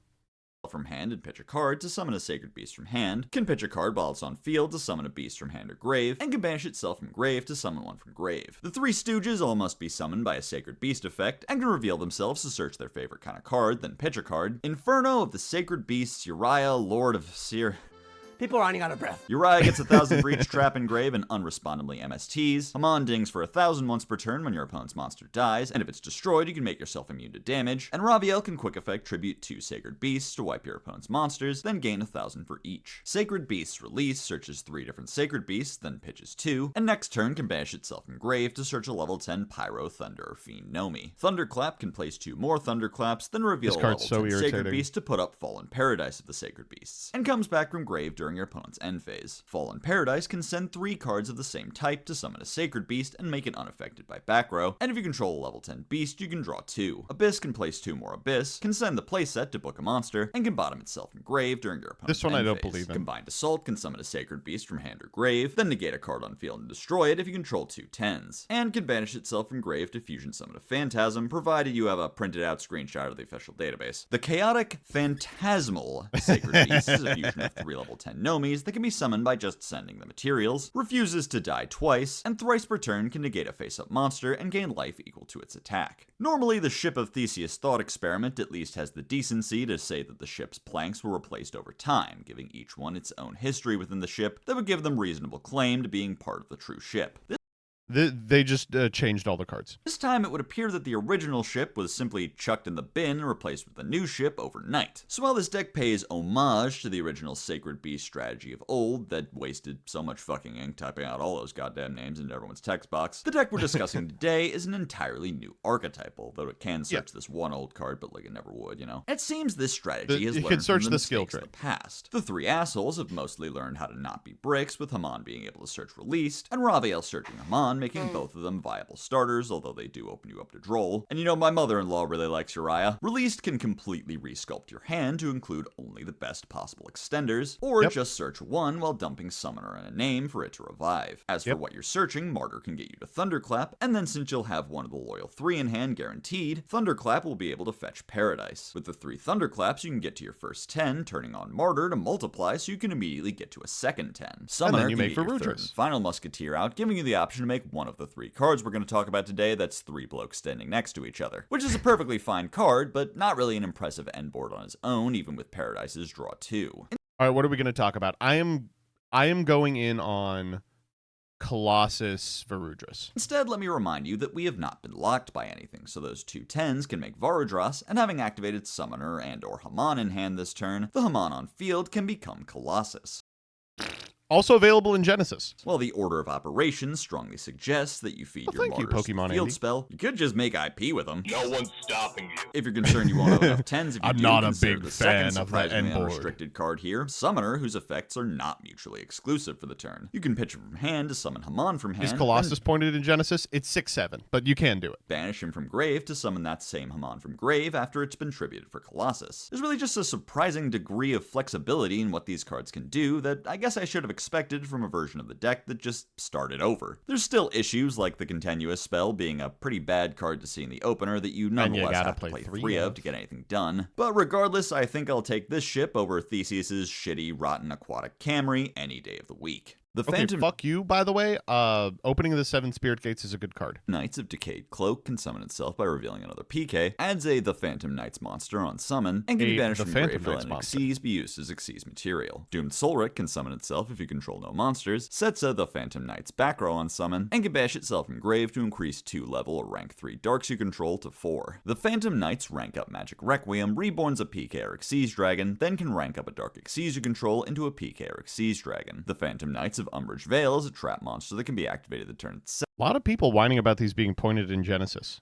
Get owned. That if you have a PK on field or grave, and can be banished from grave to What do you want me to Xyz say? summon a dark. Give fuck. And the Phantom Knights Then of Malevolent die. Scythe is a rank 3. I'm gonna argue 2 with you, this darks ain't that debate can club. detach material on summon to summon a PK from deck, adds a rank up magic when you summon an Xyz dragon, and when it's popped, you can add back one of your banished PKs. If nothing else can be said about this wave of PKs, I'd certainly argue that they do the best job of incorporating all the different concepts that PK was originally supposed to be built around. For one thing, beelining to a rank 3 is now easier and more effective than ever for this deck, with simpler rank 3 starters and a slightly better rank 3 to summon than Breaksword. Cloak Searching Boots can get you there, often without your normal summon, but so too can Soulret setting Veil, reintroducing the deck's trap monster gimmick from way back when. And with Scythe, you can summon whichever of these two you didn't start with to get 2 more 3s and make Cherubini to get Torn Scales in rotation. Also convenient is that while all 3 of these new cards have useful graveyard effects, none of them are necessarily load-bearing, so whichever of them gets stuck under Malevolent isn't a big deal as long as Boots gets to grave. For example, Soulret's grave effect does make it possible to summon Dark Rebellion ASAP, but Breaksword being shot dead in the streets by Bardich still suits that purpose just as well. Making Rebellion will trigger Scythe to grab Rum Requiem, a way to make a 3-mat Dark Requiem without the cost associated with PK Force that even reborns a link material in the process, or could even revive a Rebellion that's been removed to make Requiem. There's also this TCG exclusive that, from what I've gathered after extensive research into its effect divided by its cost multiplied by E, puts a banished PK trap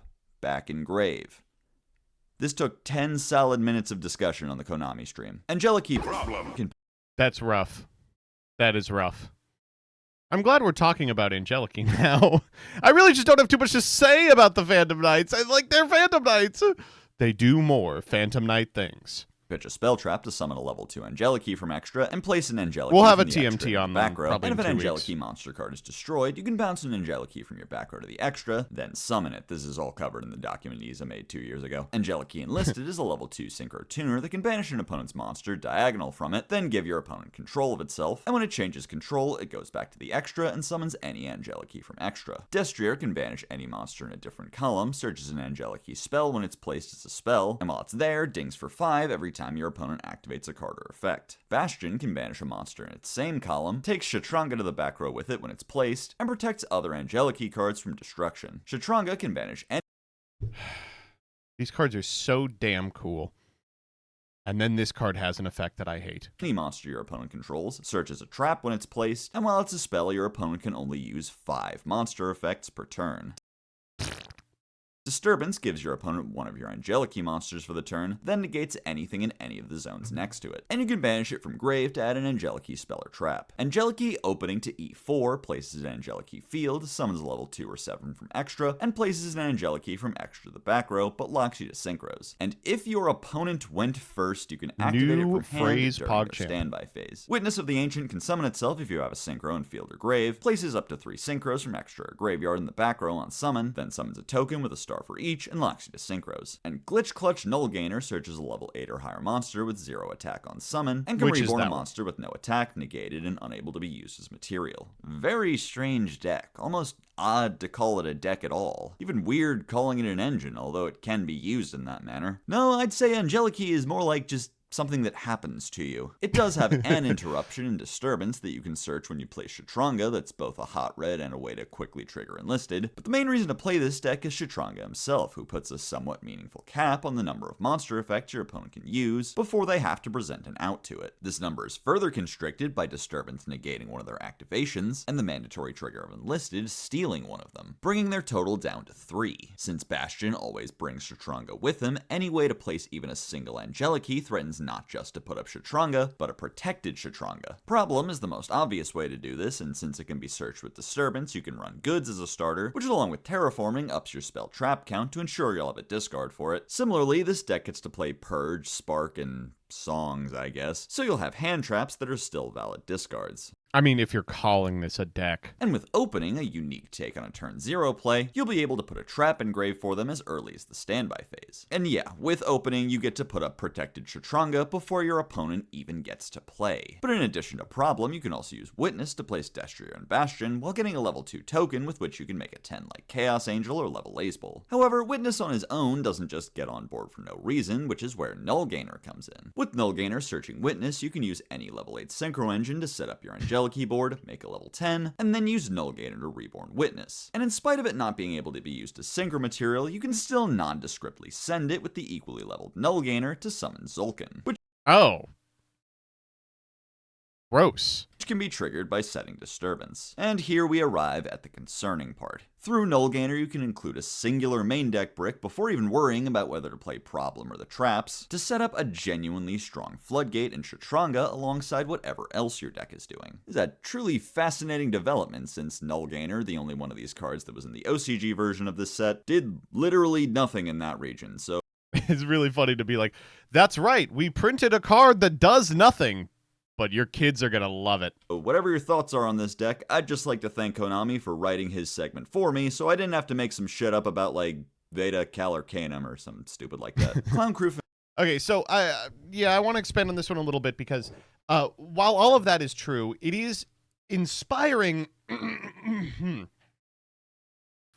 just how cool the Angeliki cards are as an engine. Like what Jaxel just described is like a 5-card main deck investment, right? I mean, obviously you would go higher. You would play like E4 and some number of disturbances. You'd probably max out on Problem. But you don't have to play too much. And including it in a deck gets you like this weird like end layer that's like, if I can layer it, or this end cap where it's like, if I can layer an end board enough, you will get to a point where you have to stop interacting.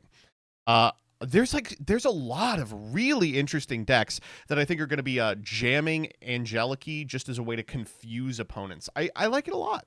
I think there are a great deal of decks that will try it out. And, I mean, obviously I'm speaking from the perspective of Genesis, but pretty much every single deck that we've been testing over the last week and a half has started with, can we play Angeliki in here? And if we do, you know, what does it accomplish? I think that there's a lot of gray layer decks that really like it. There's a lot of like trap decks like Labyrinth that really like it. The Elf Note absolutely loves this archetype. Extra deck space is an issue, no. There are a lot of decks that don't give a shit about it.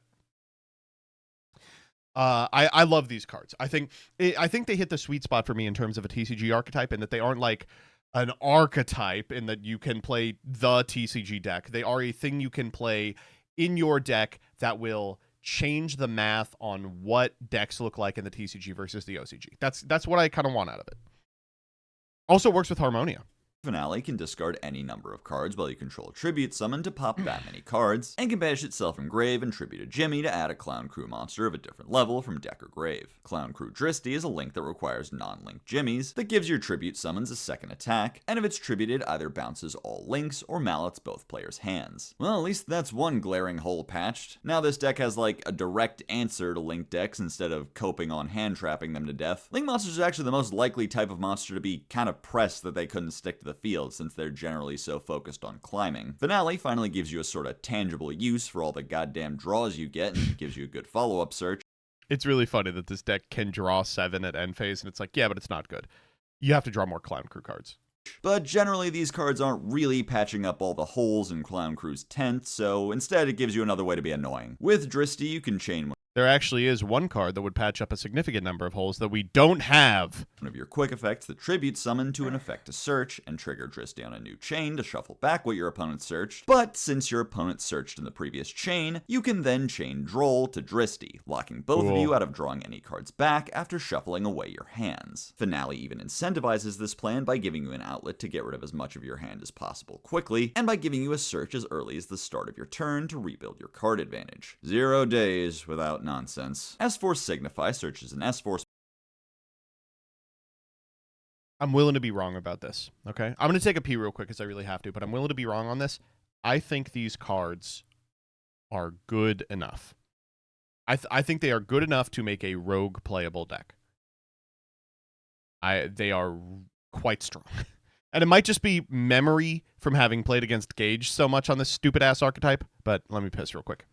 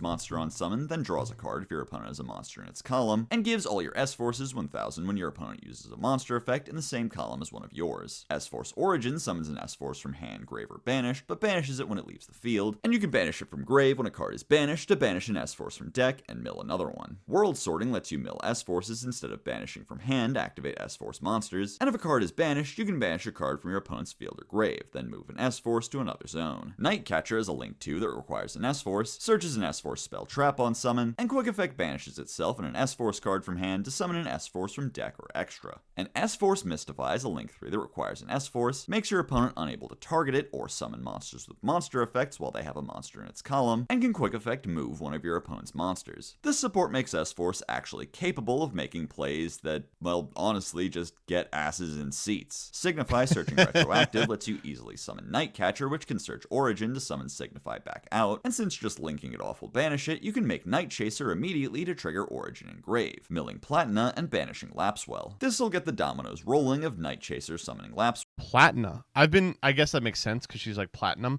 I've been calling her Platina, like Planetina from Rick and Morty. Lapswell summoning Platina, and Platina summoning one of your banished S-Forces, which can be that Signify, or can be Nightcatcher or Retroactive, which you can banish at any point to summon anything from deck or extra. And here's where it stops being interesting. Lapswell is a light fiend. Platina I was like, when is the ball going to drop on this? Is a dark spellcaster. There's enough Cybursts for you to make Wicked, search backup, and do Malice combo. There being no locks on S-Forces is a boon to the deck's ceiling, but also something of a curse, since the more you look into what the best use of those materials you're accruing is, the less it looks like you needed to do this with S-Force in the first place. Even with how intimidating the Floodgate on Mystify might sound, there's just no real killer app that really justifies sleeving up fucking Edgeraiser. Rapichiyomaru is a great card. Be reasonable. The 3 Champions of Sword Soul is a synchro that requires a level 4 tuner, searches any level 4 or 8 spellcaster with the same attack and defense on summon, and can negate a card on field, then destroy it if Albaz or Ecclesia is in grave. Alright, count them. That's 2 cards so far. That's just 3 blokes standing next to each other. Are you guys familiar with the reference on this one? It's the black 3-headed monster. Shit, let's watch the black 3-headed monster. It's like a minute long.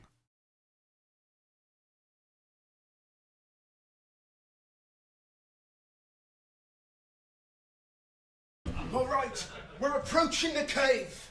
You think the gold is still there? It has to be. No one's ever made it inside before. No one's made it past the... Ah!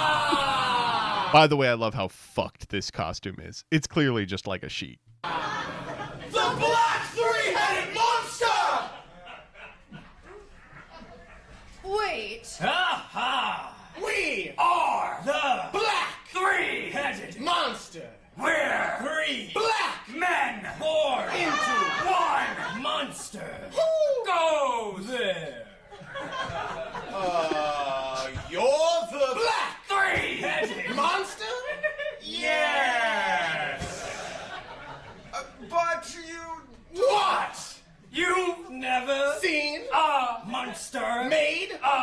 3 black men before? Do you have a problem? No. Of course not. It's just, can you guys all see each other? Can we see each other? Yes. Well, we Can only look to the sides. so Us on the bottom can see each other, but we can not see him on the top, and he can not see us on the bottom.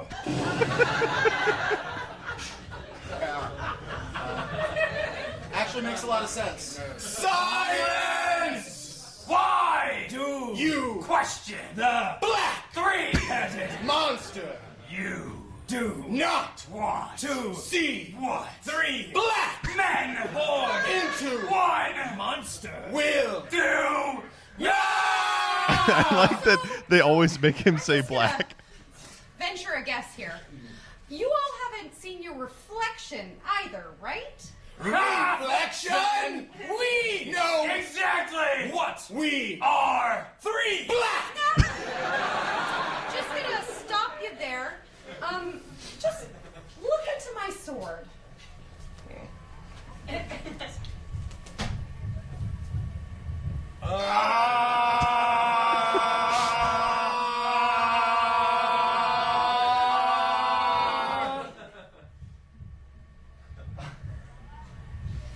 Take the Gold. Okay. All right. Crown. Yeah, fuck yeah. Oh, thank you, dear lady. I got it. Sorry. All right. Okay.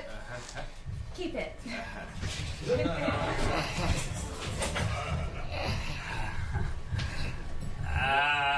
We Should cut to black.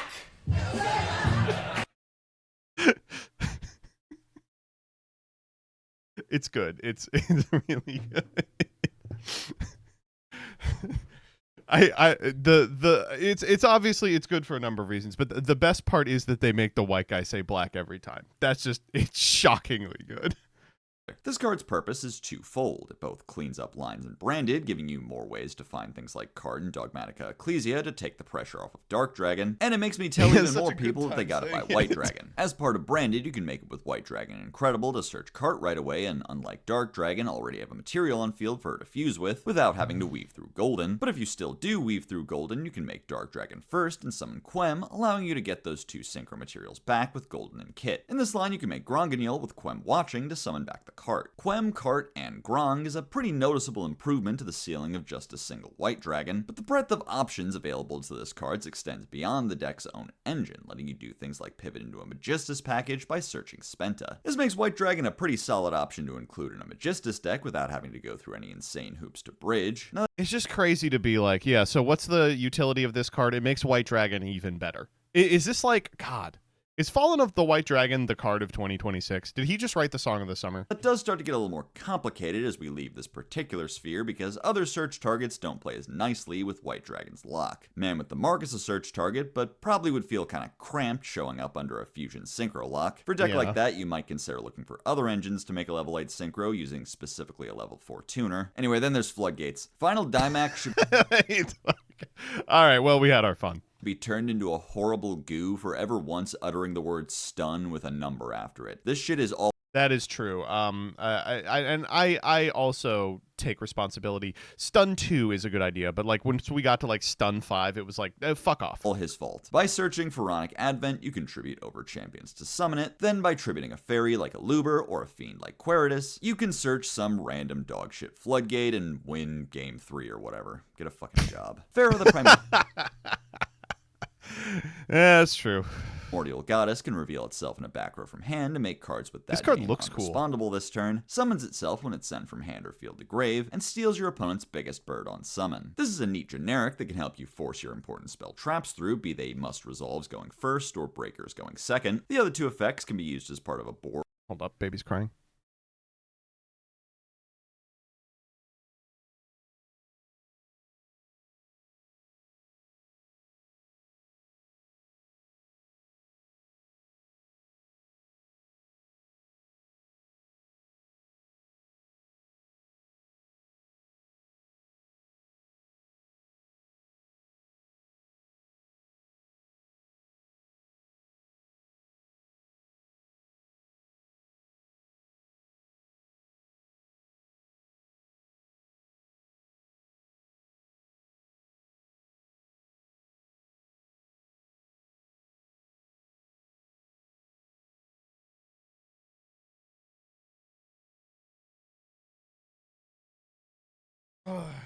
Baby's got a cold. So she's been snotty all day. It's one of those things. There's an old Calvin and Hobbes strip that I think of where Calvin's behaving as he's getting his homework at school, and the teacher goes, "Man, nothing like a little seasonal flu to take the edge off the kid."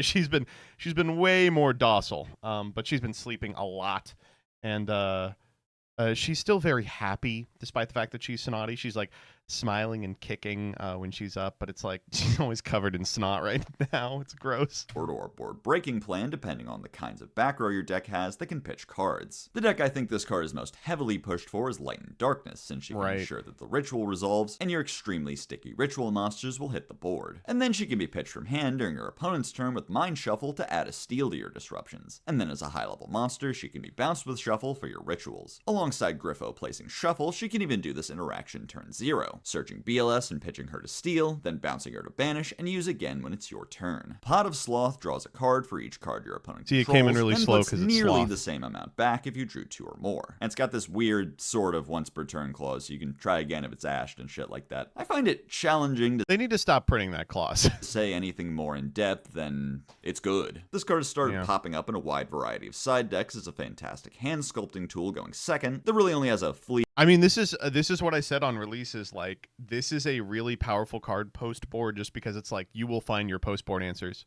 Semblance of playability going first to the point of being negligible. In a world where people yearn for more opportunities to break boards with Engine, Sloth gives you incredible levels of control over which Engine pieces you get to use. And with the interaction of the once per turn clause and the bottoming effect, seeing multiple copies in the opener can be perfectly fine, since if it's negated you can activate another copy, and if it resolves you just put the extras back. Zena's Deceiving Doll Maidens. Oh, cool. We have the Hitler card.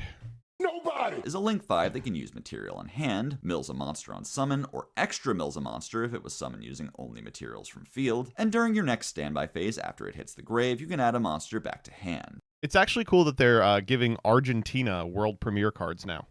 What? This card is proof of horseshoe theory in that unlike Sloth, it is packed to the motherfucking nines with complexity, and yet I am equally stumped on what to say about it. Laval chain found alive in Raleigh, North Carolina, I guess. There are simply way too many things that are maybe good to mill with this card to go over in any efficient manner, so to start a bit of a philosophical primer. Okay, I'm coming back around on the Pot of Sloth moving slow bit. This card is a Link fucking 5. You've got to be playing the game, full stop, to get to this card. Trying to use it as a starter, if you will, for some additional engines. This is the irritating part of this card. It's like, it's a dark machine, so you would expect it's meant to make Orcust easier. But you have to get there in Orcust. Like, the only conceivable thing this is going to be used for is now, at the end of my combo, a floodgate. Seems rather indulgent. So it's much more common you'll see this card as a way to get to some kind of endpoint of a combo rather than a pivot point. For this reason, the two main cards we've seen thus far be milled with Zena are Independent Nightingale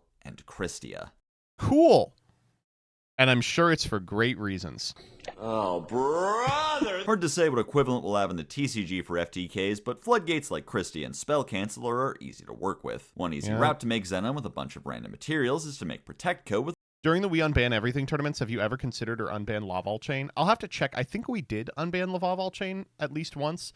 And I don't think it did particularly well, just by virtue of the fact that, like, I don't think there was enough time for people to come up with, like, a conceivable consistent FTK in an otherwise good shell. I think realistically, if we do another Masochist Banlist tournament, which we will, by the way, certainly that will happen at some point. It will happen, like, I'll announce it like a month before it happens. With link 1 and 2, link it into Firewall, then banish those links to bring back protect code co-linked with Firewall. This will let you use Firewall to add back a random monster from grave to hand, which you can use as material from hand for Xena. After milling your anti-fun button, you can link her and protect code down into Quartet to revive Fuck this card too, by the way. either the Light Firewall and Christia, or the Machine Xena and Canceller. There's also combos where you mill a hand trap, and let's not kid ourselves, I'm talking about Max C, then revive Firewall and another link to connect it with, so on your opponent's turn, you can add it back. Right now, it's going to be funny if this is the thing that gets Maxi banned.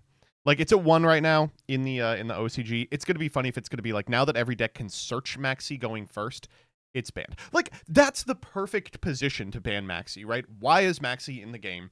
Ostensibly, it's so that you can activate it when going second and have a fighting chance of winning against a going first board. Now, at 1, it is only consistently accessible to a deck that is putting off a big fuck-off combo turn 1. Now, we're not exactly in a format conducive to a new generic link payoff to take over the game, with the only deck really doing much with this card on release in the OCG being fucking Sacred Beast. But new threats loom on the horizon that could upend the fragile balance we currently take for granted. And the fucking crazy part is that they're probably in maze. By the way, this is in Master Duel. Master Duel's in a really weird position because now that it's functionally caught up, is it in Master Duel yet? It's coming out soon, if not. I think the idea is that we will be caught up by, like, release of the next 2 Master Duel packs. I'm, like, shocked that we finally caught up, but when this hits Master Duel, it's gonna fucking ruin the game. And by the way, I not to, you know, go off on a tangent about how irritating Master Duel is, but, like, I hate to mention how right I want. I actually really like it. It is crazy to me that they thought this card could come back. That Broad Bull could go to 1.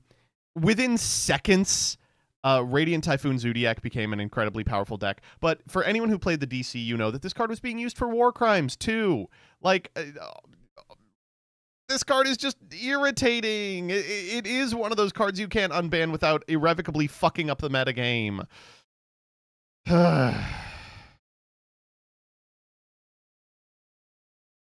It's so funny that there were people saying, oh, this won't do shit. Yeah. Do they have the top hundo? Do you think Master Duel is in a good state right now? Abso-fucking-lutely not. I can't tolerate the Master Duel metagame. Oh, my God. Oh, this is cool. You actually want a 2-1 split on Ghost Bell and Ghost Bell. I imagine this is Altarts triggering this.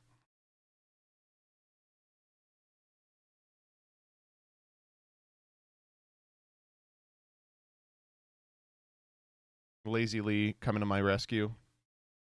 Top hundo decks, let's go. Here's every single. Oop. Ryan Yu, global rank 1. Just playing flat Radiant Typhoon. And also Sky Striker. Well, not surprising there. KT.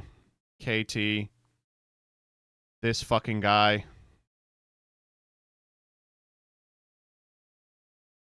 KT. 3 different builds of KT. Striker again. Wow. Striker again. Oh. Okay, that's something. Retaliating C main, by the way. This fucking guy. KT. What the fuck? Branded. KT. Draco Tail. First Draco Tail. KT. Both this fucking guy and KT.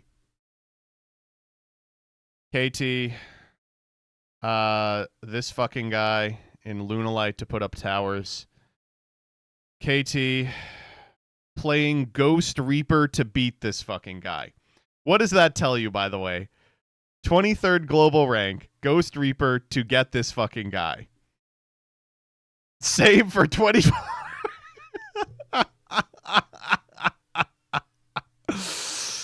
KT. Draco Tail? KT. Once again, this fucking guy in Sky Striker. KT, KT, KT, KT. KT. KT. KT. KT. KT. This time the Reaper target is MX Saber Invoker, which is kind of cute. Striker. This fucking guy. KT. KT. KT. Striker. This fucking guy. Striker. This fucking guy. KT. KT. KT. KT. What the fuck? Tenpai? This fucking guy, Tenpai, and Mitsurugi, apparently. Huh. Striker. This fucking guy. KT. KT. KT. KT. Oh, Malice. All right, okay. KT. Striker. KT. Branded again. This fucking guy. KT, KT. Draco Tail. KT. This fucking guy. KT. KT. Branded, once again. This fucking guy. Draco Tail and KT. Branded. Wow, bottom half, we've got some brandeds. Junk! Hey! All right. Branded. KT. This fucking guy. Striker. KT. Striker. KT. So what I'm seeing is the number 1 deck was KT. The number 2 deck was this fucking guy in Radiant Typhoon. And the number 3 deck was Striker. Cool. Menu lore update. Elf Note Quatrain of Succession protects your center from being banished, and can send a back row to summon a level 1 to 4 token that locks you to Elf Notes. And Elf Note June Pride is a level 10 synchro that requires a spellcaster, makes only monsters in the center able to attack while it's there, and can bounce itself from the center to the extra to summon 1 Elf Note each from hand, deck, and grave. Now, if you guys noticed, I don't want to be mean about this, but I think it was my doing. They took poop off all these cards. Now, a lesser Yugi tuber would go for the easy June is Pride Month joke, but I'm too preoccupied with this being the 3rd card in this set that's 3 blokes standing next to each other. And it's crazy because 3 plus 3 is 6, and 3 times 6 is 18, and R is the 18th letter of the alphabet. Why did they make Mitchell Musso do this? But swear to God, hand on the Bible, while I was writing this, a commercial started playing Lean On Me on the TV and reminded me that they made him cover that song for Snow Buddies. What? What were they doing to that poor boy? Blackout Coffee. I don't The even main know who thing that June is. Pride does for Elf Note is make a lot of potential plays the deck had access to, much more feasible on account of summoning 3 monsters. I mean, are you kidding me? At a bare minimum, Pride makes Patron a far more useful part of an end board, since it can actually target an Elf Note with its effect to make a 10 during your opponent's turn, now that there's one that doesn't demand 2 non-tuners. And since she can tag into all 3 special cards to get all 3 quick effects, all the pressure of ending on any of them or using your quick reborns on them is taken off, giving you far more leeway to use them for synchro plays and leave the work of getting them all back on field to Regina, who adds herself back after being used. And let's get this shit out of the way. Yes, this can even be done as early as turn 0. Yeah, I maybe we shouldn't have pushed turn 0 so much. I blame us, the player base, for being like, wow, we love these turn 0 plays. With Regina and any of the level 6s, you can send the other one from hand, get out Patron and quick sync into June Pride, search a different level 6 with Patron's effect, then tag out Pride into the one you sacked for cost, the one you searched, and the remaining one from deck, successfully getting all 3 of your quick effects as early as the main phase. But it does plenty on your own turn as well, for one thing giving you an easy way to tag between elves by using Patron to tune one of them into Pride, then tagging into the Patron from grave and a different elf from deck, leaving you with pretty much the same board, but for Tuna instead of Lucina, for example. One tech that's popped up a lot is using her to summon 2 patrons and tune a level 8 you can make early in the combo with Medius, like Ash Dragon into Croco Dragon to get a free draw, then which is bad. Tune that into B2B, a killer generic tool that gives you more quick synchro plays than you'd normally get from the highly limited patron. That also gives you something to do with shooting Riser Dragon, who can mill a hand trap like Ash Blossom on your turn, then on your opponent's turn, B2B can add back that Ash Blossom and quick sync the level 4 Riser with a 6 into Pride. I didn't know that. Are people really playing Shooting Riser Dragon? That's crazy. The amount of freedom being opened up on your opponent's turn has made the deck so much more fluid than it once was, and made all the pieces I'm fit seeing together yeses in and the most nos. cohesive whole the deck I'm seeing has an ever been. And I'm willing to get some fluid in my cohesive hole if Saz would answer his fucking DMs. Happy Pride! Thea Realized Past Lull can summon Medius from deck if you control an Archmage, Dooms, or Elf Note, gives it an unresponsive Whoa, did you say monster? summon window, and you can banish it from grave to reborn a fusion sync or Xyz to a zone a link monster points to. And one more for the fans! Purification Power Patron is a generic link to This is the point in editing where Deltarune had come out. Dark Fairy that searches a Thea Realize card on summon if you have a patron engrave, and if you control another Dark Fairy, it can quick link using itself. There's a few things these cards do that Medius decks could make some use of, although they have their issues. Being able to finally search Thea Realize gives Archmage and Dooms an easier time getting to Medius through either the OG or LOL. Guaranteeing access to the Theos lets you build combos around being able to use their grave effects, like OG getting you to Fiendsmith or Demod, or Liberation giving you a tuner that can be made into Georges. But I'm sorry, I do not care about these cards. summoning Purification with his effect online isn't a super simple process. Every main deck patron is either a pendulum that won't go to the graveyard when it's linked off, or locks you into its summoning mechanic. So getting one engrave and then later, unrelatedly, having the material to invest in a Link 2 for not even really a bridge, just more of the same engine, is a pretty disjointed process. It is funny because you read this card, you're like, this is perfect for the archetype, and then you play it and you're like, oh, this does nothing. On the other hand, the IP with extra steps effect is actually kind of easier to enable than it seems. At the end of a turn that led with Medius or went through Lull, Medius' effect engraved typically remains unused, so shuffling back something else you don't need can turn on and provide material for the interruption effect of a card that presumably you've already decided you want to run through. But with the effect and even material line being identical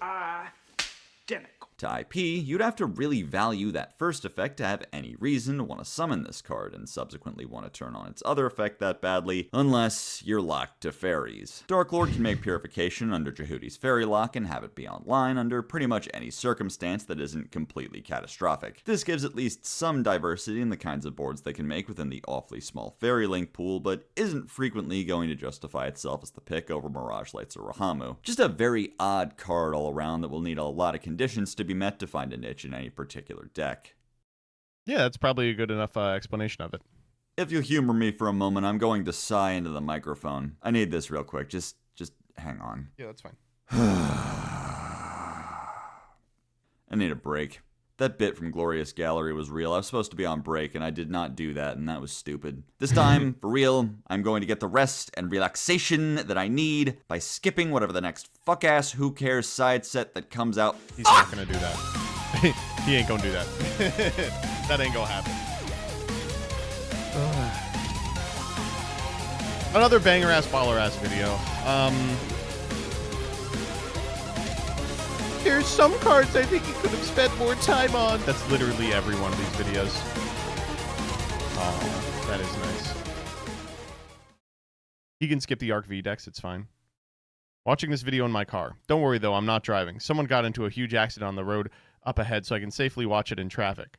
What a coincidence. I just installed one of those phone cradles into my car's dash. I don't have a car, but I will play a game with driving mechanics while listening to this.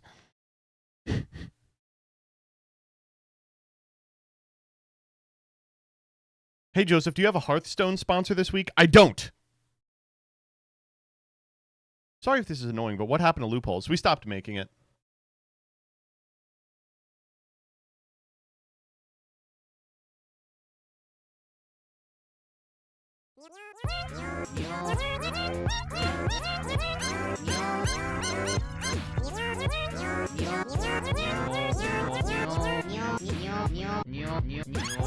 That's good. God,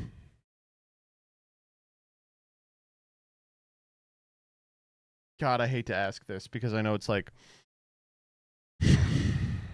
I know it's really ridiculous to even mention on a stream like this one, but do you guys want to play Yu-Gi-Oh?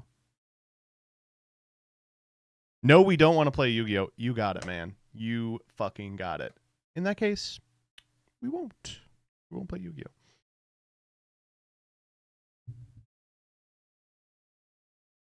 It's Tuesday.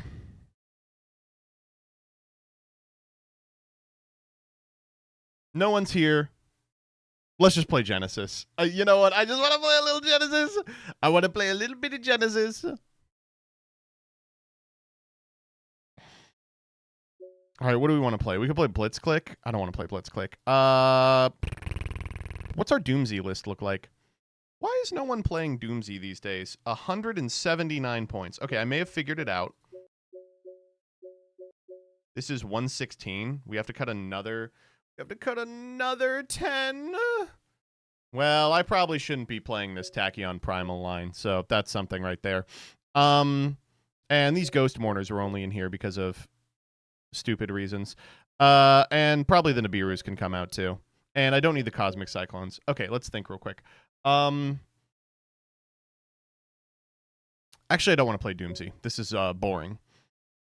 We could play Melfi. God, the Melfi deck is so hard to play, though. Yeah, let's play Melfi. I'll just be bad at it, you know? I'll just do a bad job of it. Let me pill you on Melfi Sprite. No. Oh, I have to authenticate real quick.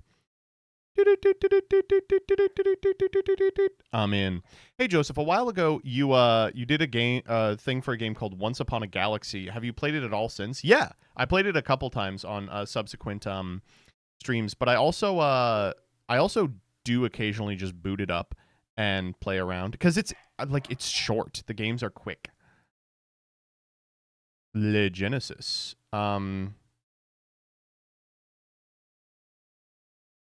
Let us create a room.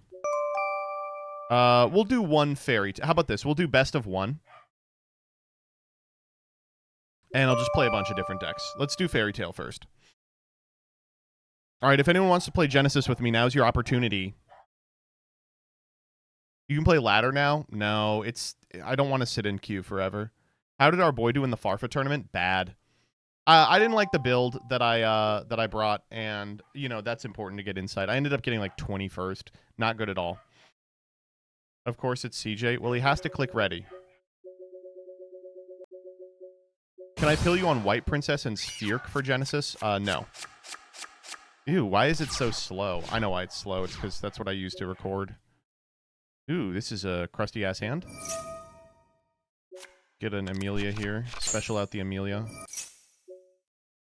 The effects. Oh.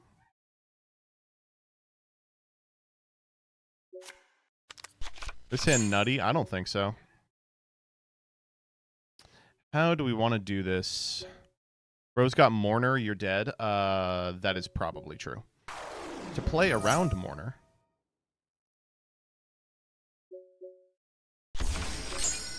I will make my Wick Hat. Oh, didn't activate it. If they negate this, I lose. Oh, thank God. Oh, that is so much less bad than I thought it was going to be. Okay. Match Giru and Tails. Ugh, then we're not going to be able to get to Once Upon.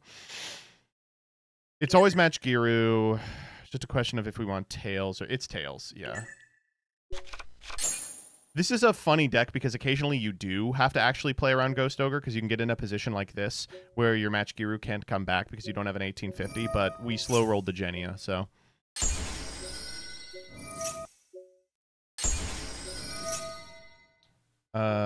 No, we're good. We'll grab Ball here. Ball effect. Grab Luna. Tails effect. On you. Normal the Luna. Luna effect. We'll probably grab Luna off Luna. So we already Genia'd. So now the question is, what do we want to end on? I think it's Tails for Teller, and then we'll just do this. It's like the boring, lame end, but it's definitely right against the 4-card hand.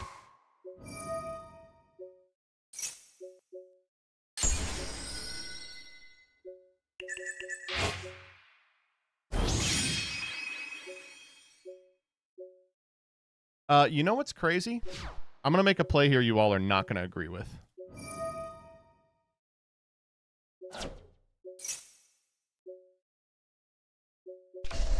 I'm getting Once Upon. Because I want to be able to wield both the Nibiru and the Quick Play spell. It is kind of crusty because we have to fire this before this because it's Spellcaster locks you, but just like having this is so strong. Oh. Okay. You know, I might just negate this. Gonna go get Lady.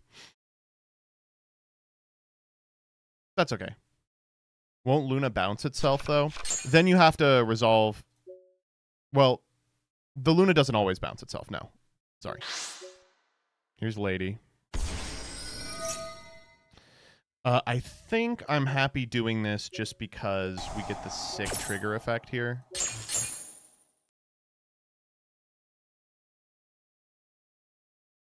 Like, I don't know how this deck is going to be Fairy Tale Ball. Just seems like this is such an obvious choke point. Krembra. What the fuck does this card do? Special a dragon-made monster from your graveyard or banishment. Okay.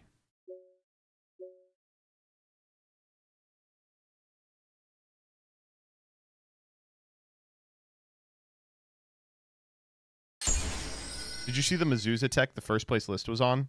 Which? Going to battle here? Okay, that's fine. We're all about to learn a very valuable lesson.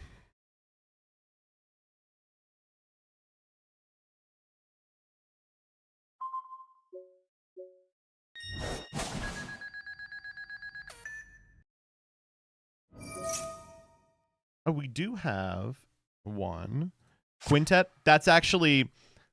I had hoped they wouldn't show that off. I was playing that as well.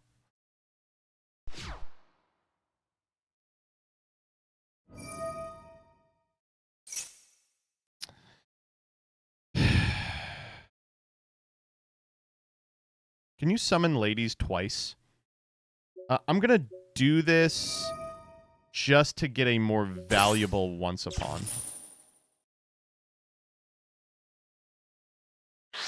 Yeah. The effect is a once per turn, though. Yep. Okay. We can win the game here by going Nibiru, CL2 Luna, target the one they can't send, no response.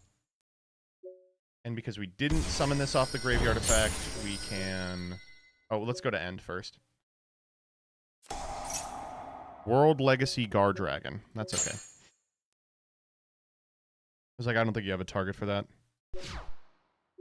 Go Once Upon these two. Figure match Giru. Grab Ball. Luna. Pounce this. Alright, we win. That's a good draw. Tails. Normal Luna. Luna trigger. Grab anyone. Yeah. Alright, bada bing. Alright, let's switch up our deck. We did get to go first. Like, that's pretty big. Boy, I'm gonna fuck up this Melfi deck, but I'm down to play the Melfi deck.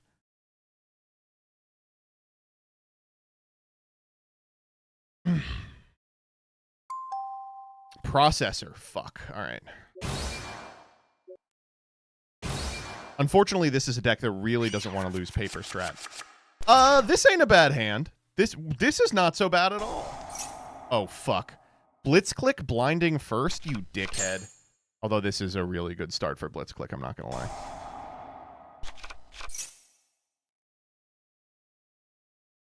This is the nightmare matchup.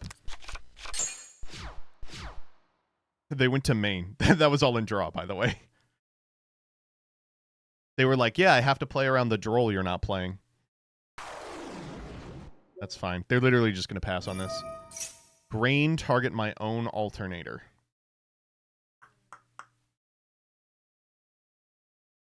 Yeah, that's okay.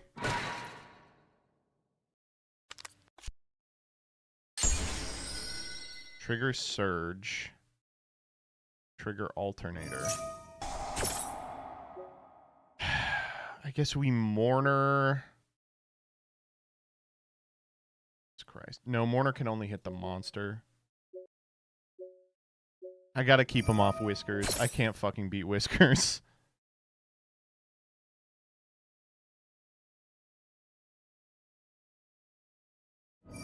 Oh my god! They get to pop their own blitz click so that it still resolves. They got the field spell here. What are they adding off Surge? Do I... Fucking hell. It's over, it's over, it's over. Do I even Mourner here? No, because they can already contest it with Whisker. This triggers Grain. Gets them probably Breakaway again. Emmy blitz click is going to... What are we grabbing? Grab the second alternator or the spell negate. Mortar doesn't even do anything here.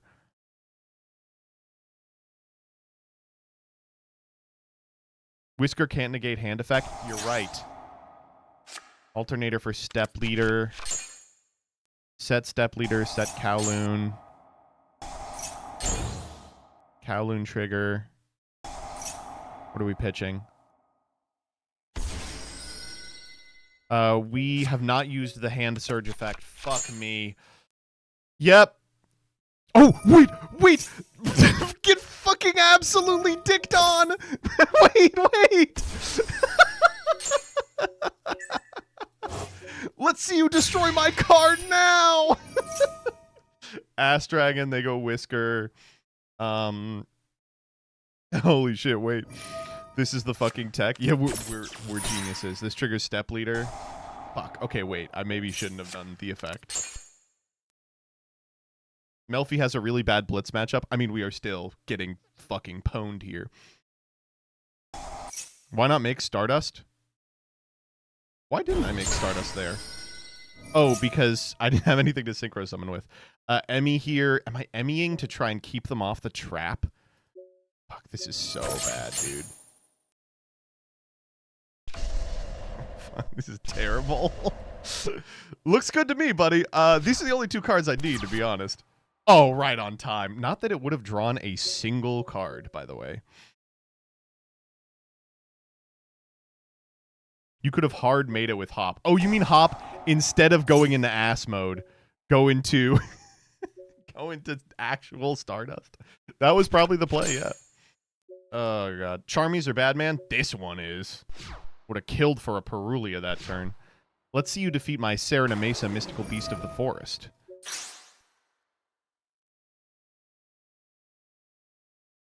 This is just like obvious Whisker, right? Yeah. I even plus off the fucking Emmy. I should have just done nothing.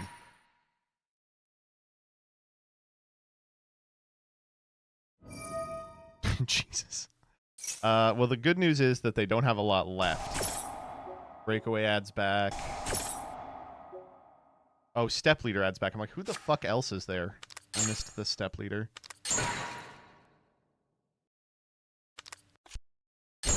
Surge trigger instead. Oh, cool. All right.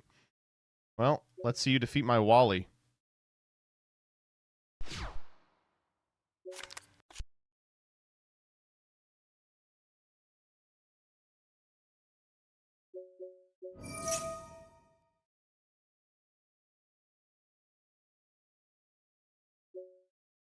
Defeat this. I mean, this is like 3 interactions. It's just gonna do nothing in a Mr. Blitzquick. Yeah. This is the nightmare matchup in part because they can shuffle back Surge, and if they have a Surge, they can just target the Wally and then they win. Or they can do it now. Well,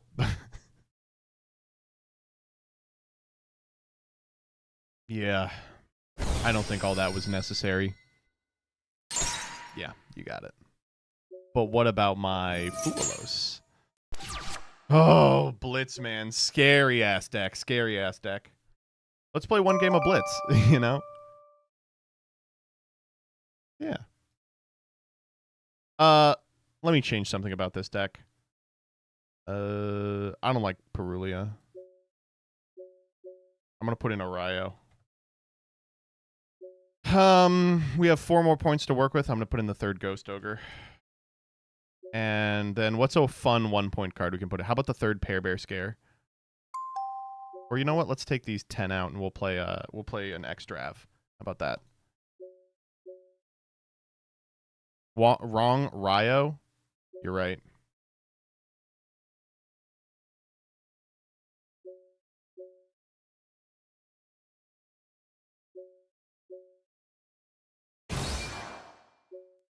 This one, the die roll doesn't really matter. Okay, well, the die roll would have mattered a little. It's kind of a whack-ass hand. It's good enough, I think.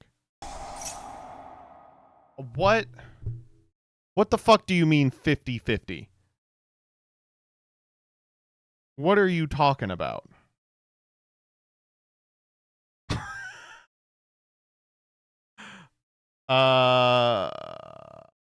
Okay. They randomly picked Curse of Diabel. Okay.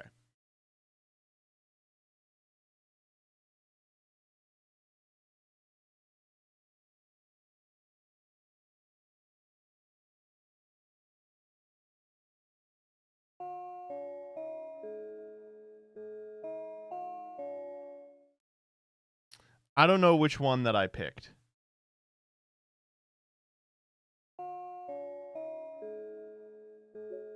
Nice. They get the fucking token here though.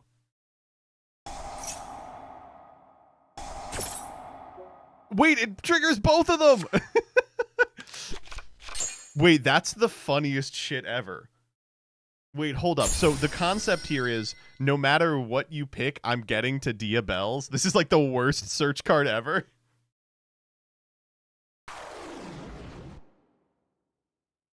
Dude, if I had gone first, what would they have done? We just summoned this guy and passed. Oh my god. Thank the fucking Lord we've got this. Jesus Christ. Anyway, White Forest is a little scary because in terms of decks that, like, can just pop off, this is the deck that I think does the most uninterrupted. So it will probably put up an end board we can't deal with, especially with a hand like this. But we do have draws that can deal with it. Or maybe they fucking suck at the game and can't assemble anything without resolving Toy Box. I don't know, maybe. Seems unlikely based on how this has gone so far. White Forest 50-50. That's so funny. I thought they were memeing on me. I thought Noponis was like, yeah, I'm just a funny little prankster. But no, that seems pretty good. We send Tails here. Who are we grabbing? A Stellar? We already did a Stellar, so it's got to be Elzette. Yeah, there she is. This card's like 33 points, by the way.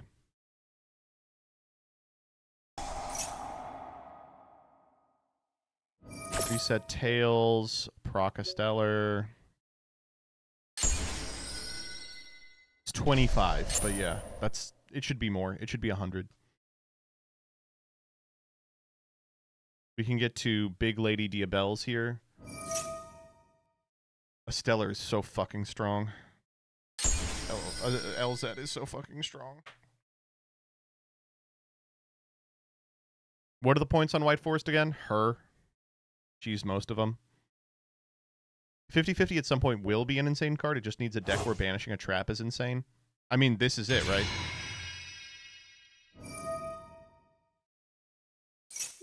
Diabel, target Toy Box. No! Tell me that's a hard once. No, it isn't. Morian, Toy Box.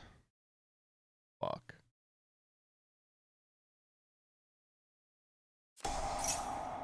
We're dead.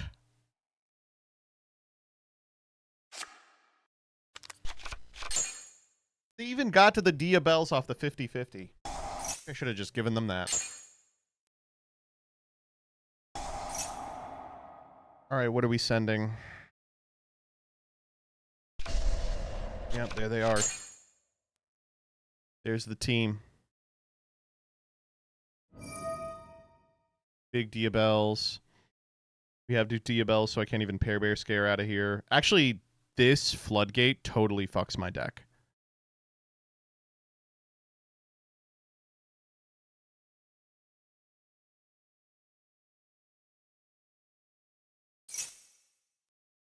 Send soldier.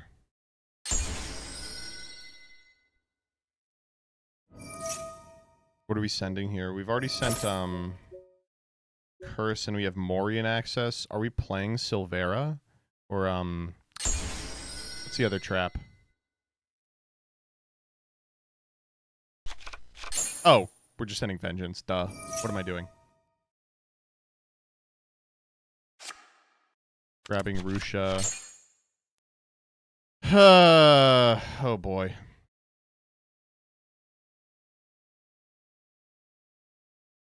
We could make like Gims here. Gims is actually ridiculous. I don't think I can beat Gims with Blitzclick. Dude, what the fuck? What are you talking about? Tell me this is just a 6 tuner. Okay, thank God. Oh, it's a dark for return 0. What are we on? Light dark? That's nice.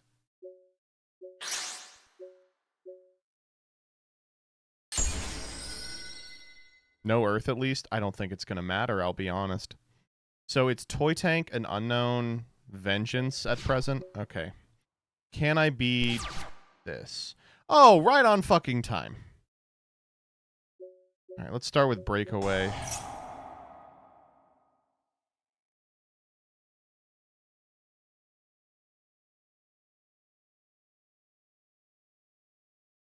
I'll take Alternator. I'm going to go Alternator. Shuffle back. Whisk. They definitely Diabellstar Vengeance this.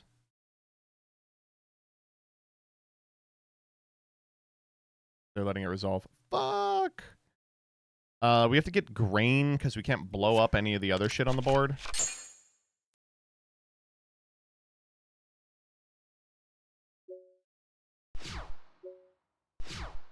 Let's try Grain on this one. Channing Diabell here. That is fine. It was Susurrus. Grabbing Poplar here, right?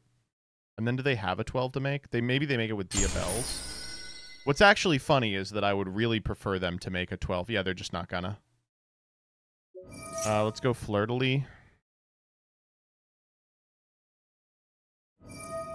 That's worth the return 0 to them.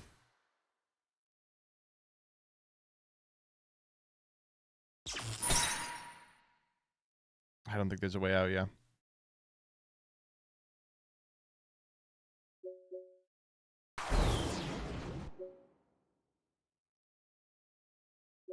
Beat my Pear Bear Scare. Maybe they negate it. Maybe they're like really stupid and negate it. Yeah.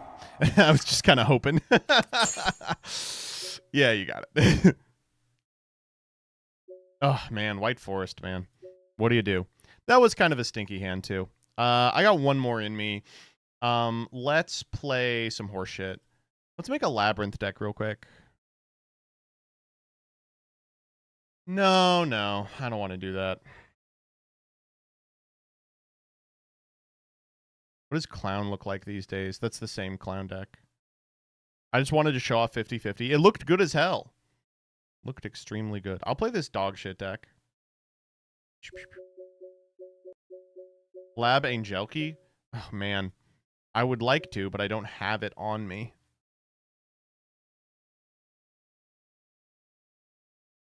Let's do a game with Hero.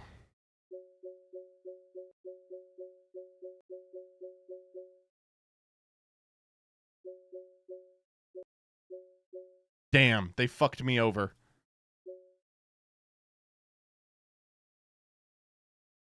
Are you ready for me to solve the hero deck real quick?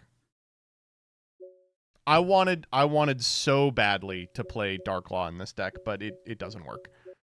What do we play? Divine Wind? Doesn't matter.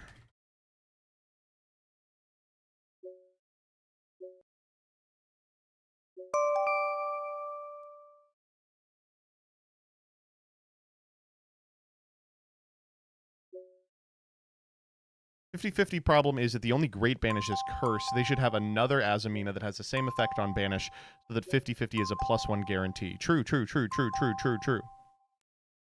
Card should be better.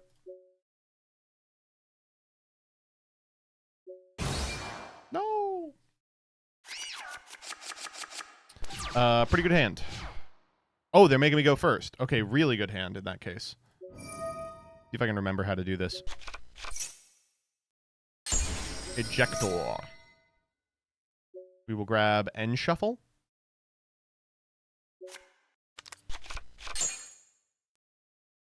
End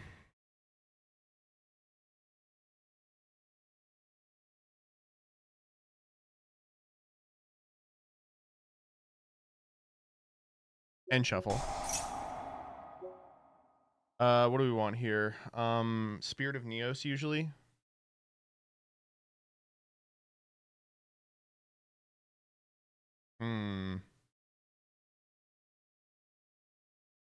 No. Because this gets Spirit of Neos. We'll just get Stratos. Stratos effect. We go Stratos for... I guess we haven't normaled, so we could get Stratos again.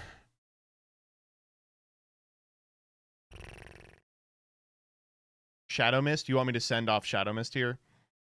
Fine. You're right. I'm getting greedy. Whee! And let's do Dolphin. Dolphino Plaza. We summon out Spirit of Neos. We'll grab a Poly. We will trigger the effect of this guy's 1, and this guy's 2. Here we probably want the Dusk Crow, though we haven't normaled.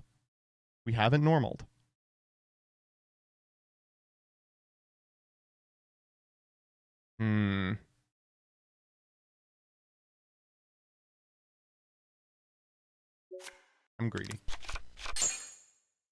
And then here we get instant contact. Oh. How do we get the third name engrave? I can't remember. Take favorite. No, we'll take instant.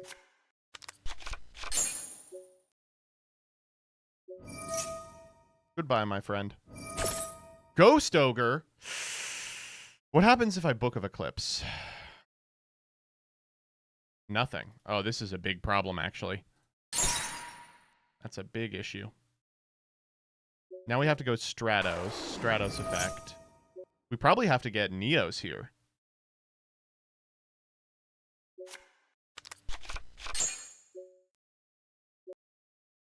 Like, gross.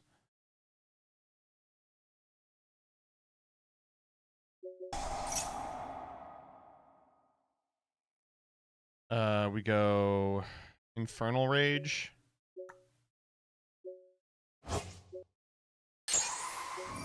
Infernal Rage get favorite contact. How the fuck do we get to the third guy?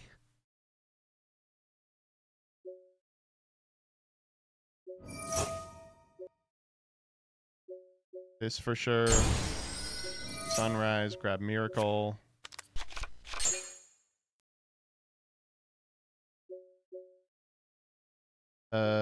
Damn, that was a really, really profitable Ghost Ogre. Definitely instant contact. Wait, what the fuck? I thought I had a better instant contact target. I took it out. I took it out for the Dark Law. No. No. No, and now I'm fucked because this is my way to get back to the third guy. Fuck!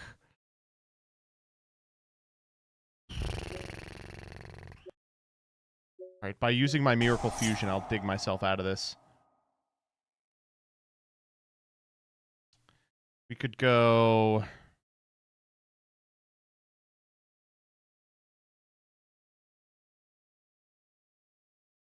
No, there's no way to do it. Gotta go Ab-Zero here.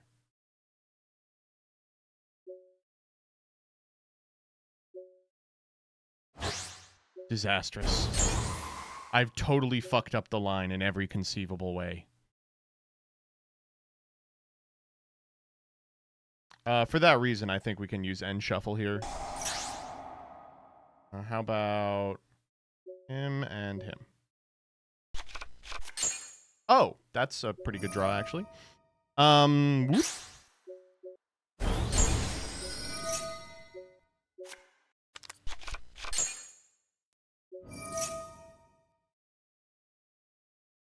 A mask change. We could like set up an acid line. That's probably right.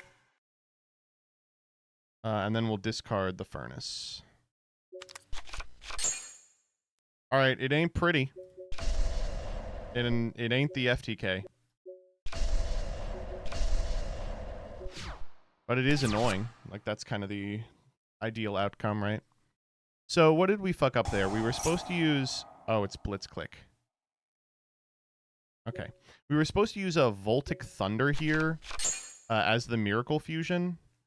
And then we were supposed to cycle it for a Stratos to get...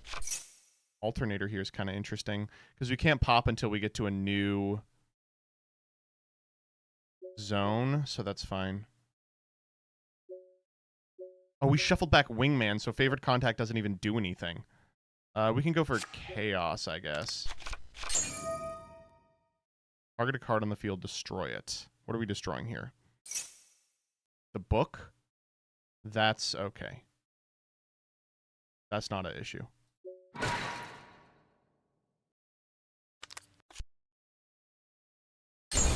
They summoned Emmy.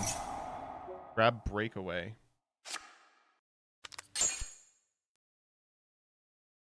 I think the less we commit to the board, the better.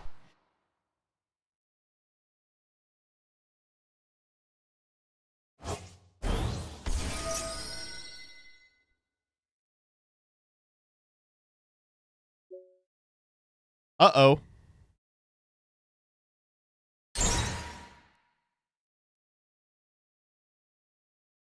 I mean, popping her is fine. I'm happy about that. Step ladder's fine. That's nothing. We know one of the cards in hand is Breakaway, which doesn't do anything. I'm kind of hoping the last card is... Whoa. Whisker is... frustrating. Is there a way we can get out of this? No. We let it go. They go for one of the back row here, which is irritating. We have to hope that they hit the Favorite Contact, because we don't have like a super profitable one. Yeah, awesome. Step ladder gets them back Emmy. That's okay. That doesn't do anything.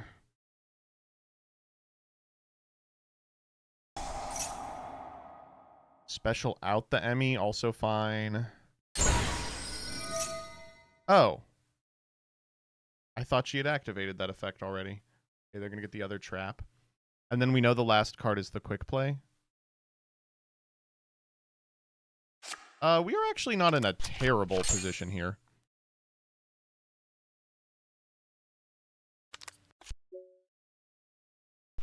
It's going to require us to make like one really bad move. Or for them to not read. Either outcome is okay. Why can I target Dusk Crow? Oh, for Anki.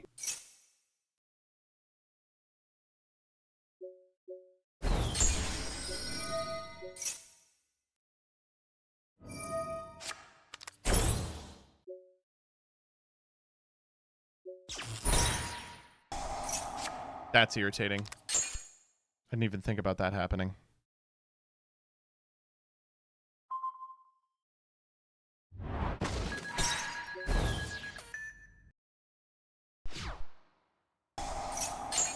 Step ladder, set 2. Yikes, I don't know if I'm beating this. Just normal Emmy. That's a good draw. Both Stratoses are accounted for, which is kind of a problem. Who can we get here? We can get...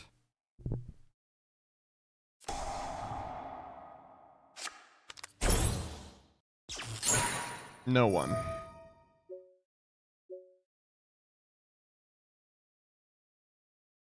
Emmy here once a motherfucking again. Jesus. Okay. Engage Neospace. How about this and this?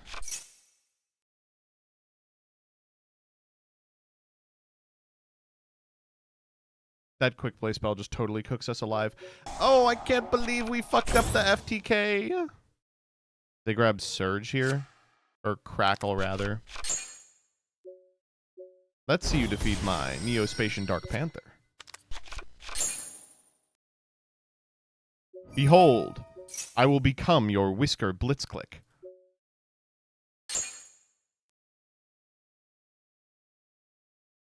They let that resolve. All right, you got it. I fucked up the FTK. How could this happen to me? All right, that's probably enough for today. Thank you all for sticking around. I really appreciate it. I've got family here now, so I'm going to go attend to them. I'm going to throw you over to, how about Jesse Cotton?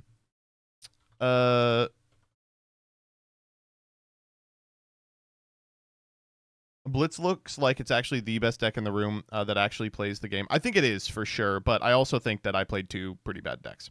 I will see you all tomorrow. In this petty pace from day to day to the last second of recorded time. And all our Genesis formats. This is the wrong Jesse Cotton, by the way. There we go. All right, bye-bye.